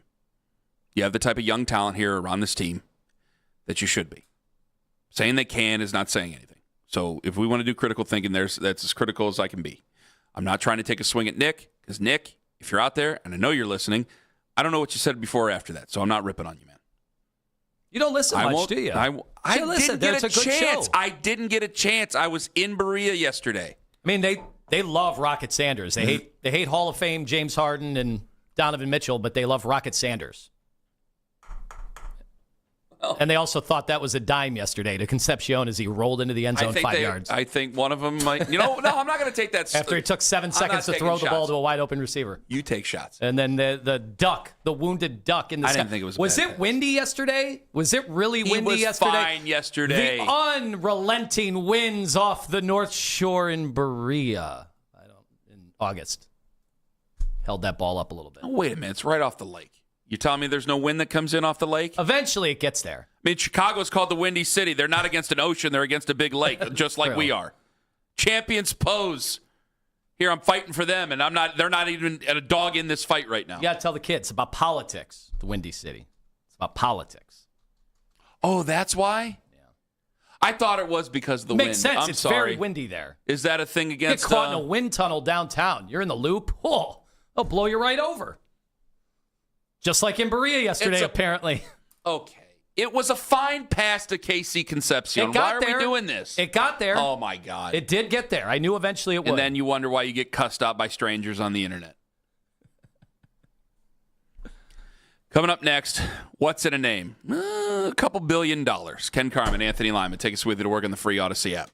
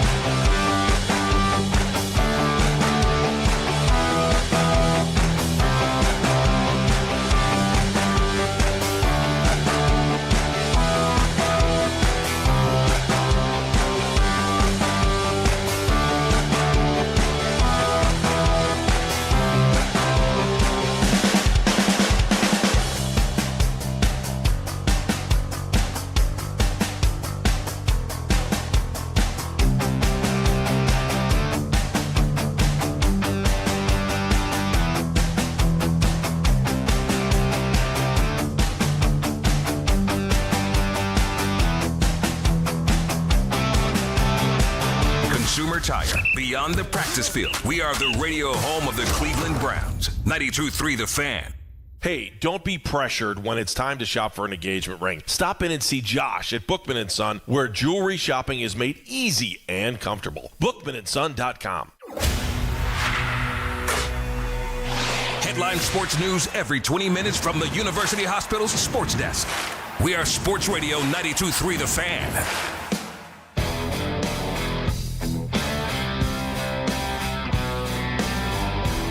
10:30. We're going to know the name, even though a lot of people think it's already out. Which we did get some people today. Who cares? I'm like, this is exciting. Come on, this is a new pro sports franchise. Yeah. This isn't exciting to anybody. And there's been a boom, obviously, women's sports in general, but the WNBA, look at the TV ratings. There's been a lot more sustainability than I think people thought. You're seeing a lot of these national games draw more than even Major League Baseball Sunday night national games, which, you know, it's a different, everything's changing rapidly. I do wonder why every WNBA player and coach has to be asked about politics right now. That is bizarre to me. Why are we doing it? Why did we make WNBA the league where every player and coach is going to be asked about politics every media? Well, there's been people fighting over two players in general, just like we were when they were in college. And now one has not had the ascension that I think a lot of people have, and they think that she's been fouled too much or whatever it may be. So, yeah, you're going to have that carry over. Which, again, how old is she? Who? Caitlin Clark. Got to be 26? No. 24? She's got to be... She's 24. You were right. Not 26. I brought up to you during a break. Like, wasn't LeBron asked to sign a petition about Darfur and did not do it years and years and years ago? I remember Ira Newble was trying to and people went get after people LeBron involved in a cause. It's like he wasn't ready to be political yet. He didn't know enough on the subject. Wasn't that his reasoning? Honestly, it wasn't that his reasoning? Yes. So he didn't know enough to be political yet. So, yeah, maybe by the time Caitlin Clark is in her 30s, she will become a political being. But if she decides to not be a political being right now, okay, that's her choice. I honestly don't even think, I think people miss this because of remarks that LeBron made during the George Floyd and when everybody felt the need to weigh in, like 100% of athletes weighed in one way or another. Teams all weighed in. Corporations all weighed in. This is a weird time in American history. LeBron hasn't really been political now for a while. I do not think. I know that that's true. Entire I do think of him having strong political opinions, but I guess you're right about that. I haven't heard him. I know that there's one cable news network in general, 24/7, trying to pounce on LeBron James every chance they get because of remarks he made then, but he doesn't really talk politics. But I think Caitlin Clark is just trying to. I'm sure at some point she will give her political opinions, but I think right now she's just kind of focused on staying healthy and being a great basketball player. And that's well within her right to do as a professional basketball player, because you do not have to jump into politics if you don't want to jump into politics. I know. I just kind of want to watch him play basketball. Like I don't know if I need every player to be asked about Sophie Cunningham's comments on trans athletes. I kind of just want at some point to. I thought that's what Laura Ingraham and everybody wanted. I thought we wanted our athletes to shut up and dribble. So that's what I'm doing. And today that'll be an exciting time. I don't feel the need to run over there and ask. There's no dribbling that's going on today. They actually do have to talk, and we're going to have a new name. Which I can't find any of the other names. You had them in front of you. Breakers was one of the names. Waves was one of the names. Crown, which I did not like. The Revenators or the Revenant or the Relegators. The Revenant. What was it called? You can have Leonardo DiCaprio out there in a the Riveters. The Riveters might be good, like Rosie the Riveter. That one might be good. Rockers. The more time that passed since we knew we were getting a team, the more I was like, just leave that in the past. Find a different one. Some of it has been because if you're from here, I think you get a little tired of the rock and roll thing. Because, okay, we got other things, but we're known for the home of rock. But do we have to put a guitar in everything? And I think some people are tired of it. But if you got the Sirens with an S, I like plural. I like a team. I don't like the Miami Heat. I don't think they should be called the Heats. I don't like non-pluralized names. I don't like Magic, that. The Heat. Yes, I like a group, not just like a spirit. literally like the Spirits of St. Louis, but that was with an S. I like something plural. So they got the Sirens. If they do, which we'll find out at 10:30. I swear to God, I have no idea. But it seems that on their social media, hear the call. Well, you're talking about the siren call, so probably it's the Cleveland Sirens, I'm guessing. If it's the Sirens, I like the name. I just think it's exciting that we have a new pro sports franchise, like a top-tier pro sports franchise. And sorry to Mr. Preeter, my Latin teacher. I had to go back and look just to make sure. Sirens were dangerous and alluring half-bird, half-woman creatures who lived on rocky coastal islands, maybe rattlesnake. This is Cleveland, rocky coastal islands. And used enchanting songs to lure sailors to their deaths. So imagine the... That's fun. The dulcet Well, that's tones. just a siren, Kayla. Yeah, that's I think not a song. People are going to run away from that. We're not going to be able to lure them into their deaths. That's going to be like Stay Away. What songs do they sing? Well, I don't know. That's what I think the fun in this. See, we thought if the Indians were going to change to the spiders, for instance. I know you didn't like spiders at all. No, I didn't like it. Too creepy. But you had so many marketing opportunities that you could have been able to, in so many different phrases and artwork and stuff you could have done with spiders. I feel like they haven't been able to do that with Guardians. Well, no, because it kind of limited their possibilities. Some of the mock-ups that I saw, the logo of the spiders, I didn't like, and then they came out with the Polly Walnuts G, and I hated that more than anything else. Yeah. Which I still don't like it, and I still have not worn other people. You'll wear it. No, I haven't. And no, I won't. I've seen better user-generated graphics with the Guardians. Go-ass pants. Yeah. Some awesome ones. I don't know they how look much regal. it costs, but they're right there. Yeah. Go-ass pants. He'll give it to you. All right. 10:30 is when you'll find out the name. Yeah, people are still going over after poor Daniel. Are you serious? Yep. Okay. Same as Daryl, same as Zach, same as Scott Petrak. And you sit there and you wonder why I don't get on that website as much, and I just mute them and move on with my day. Slept fine last night. You know that? Good. Just fine. Good. Yeah.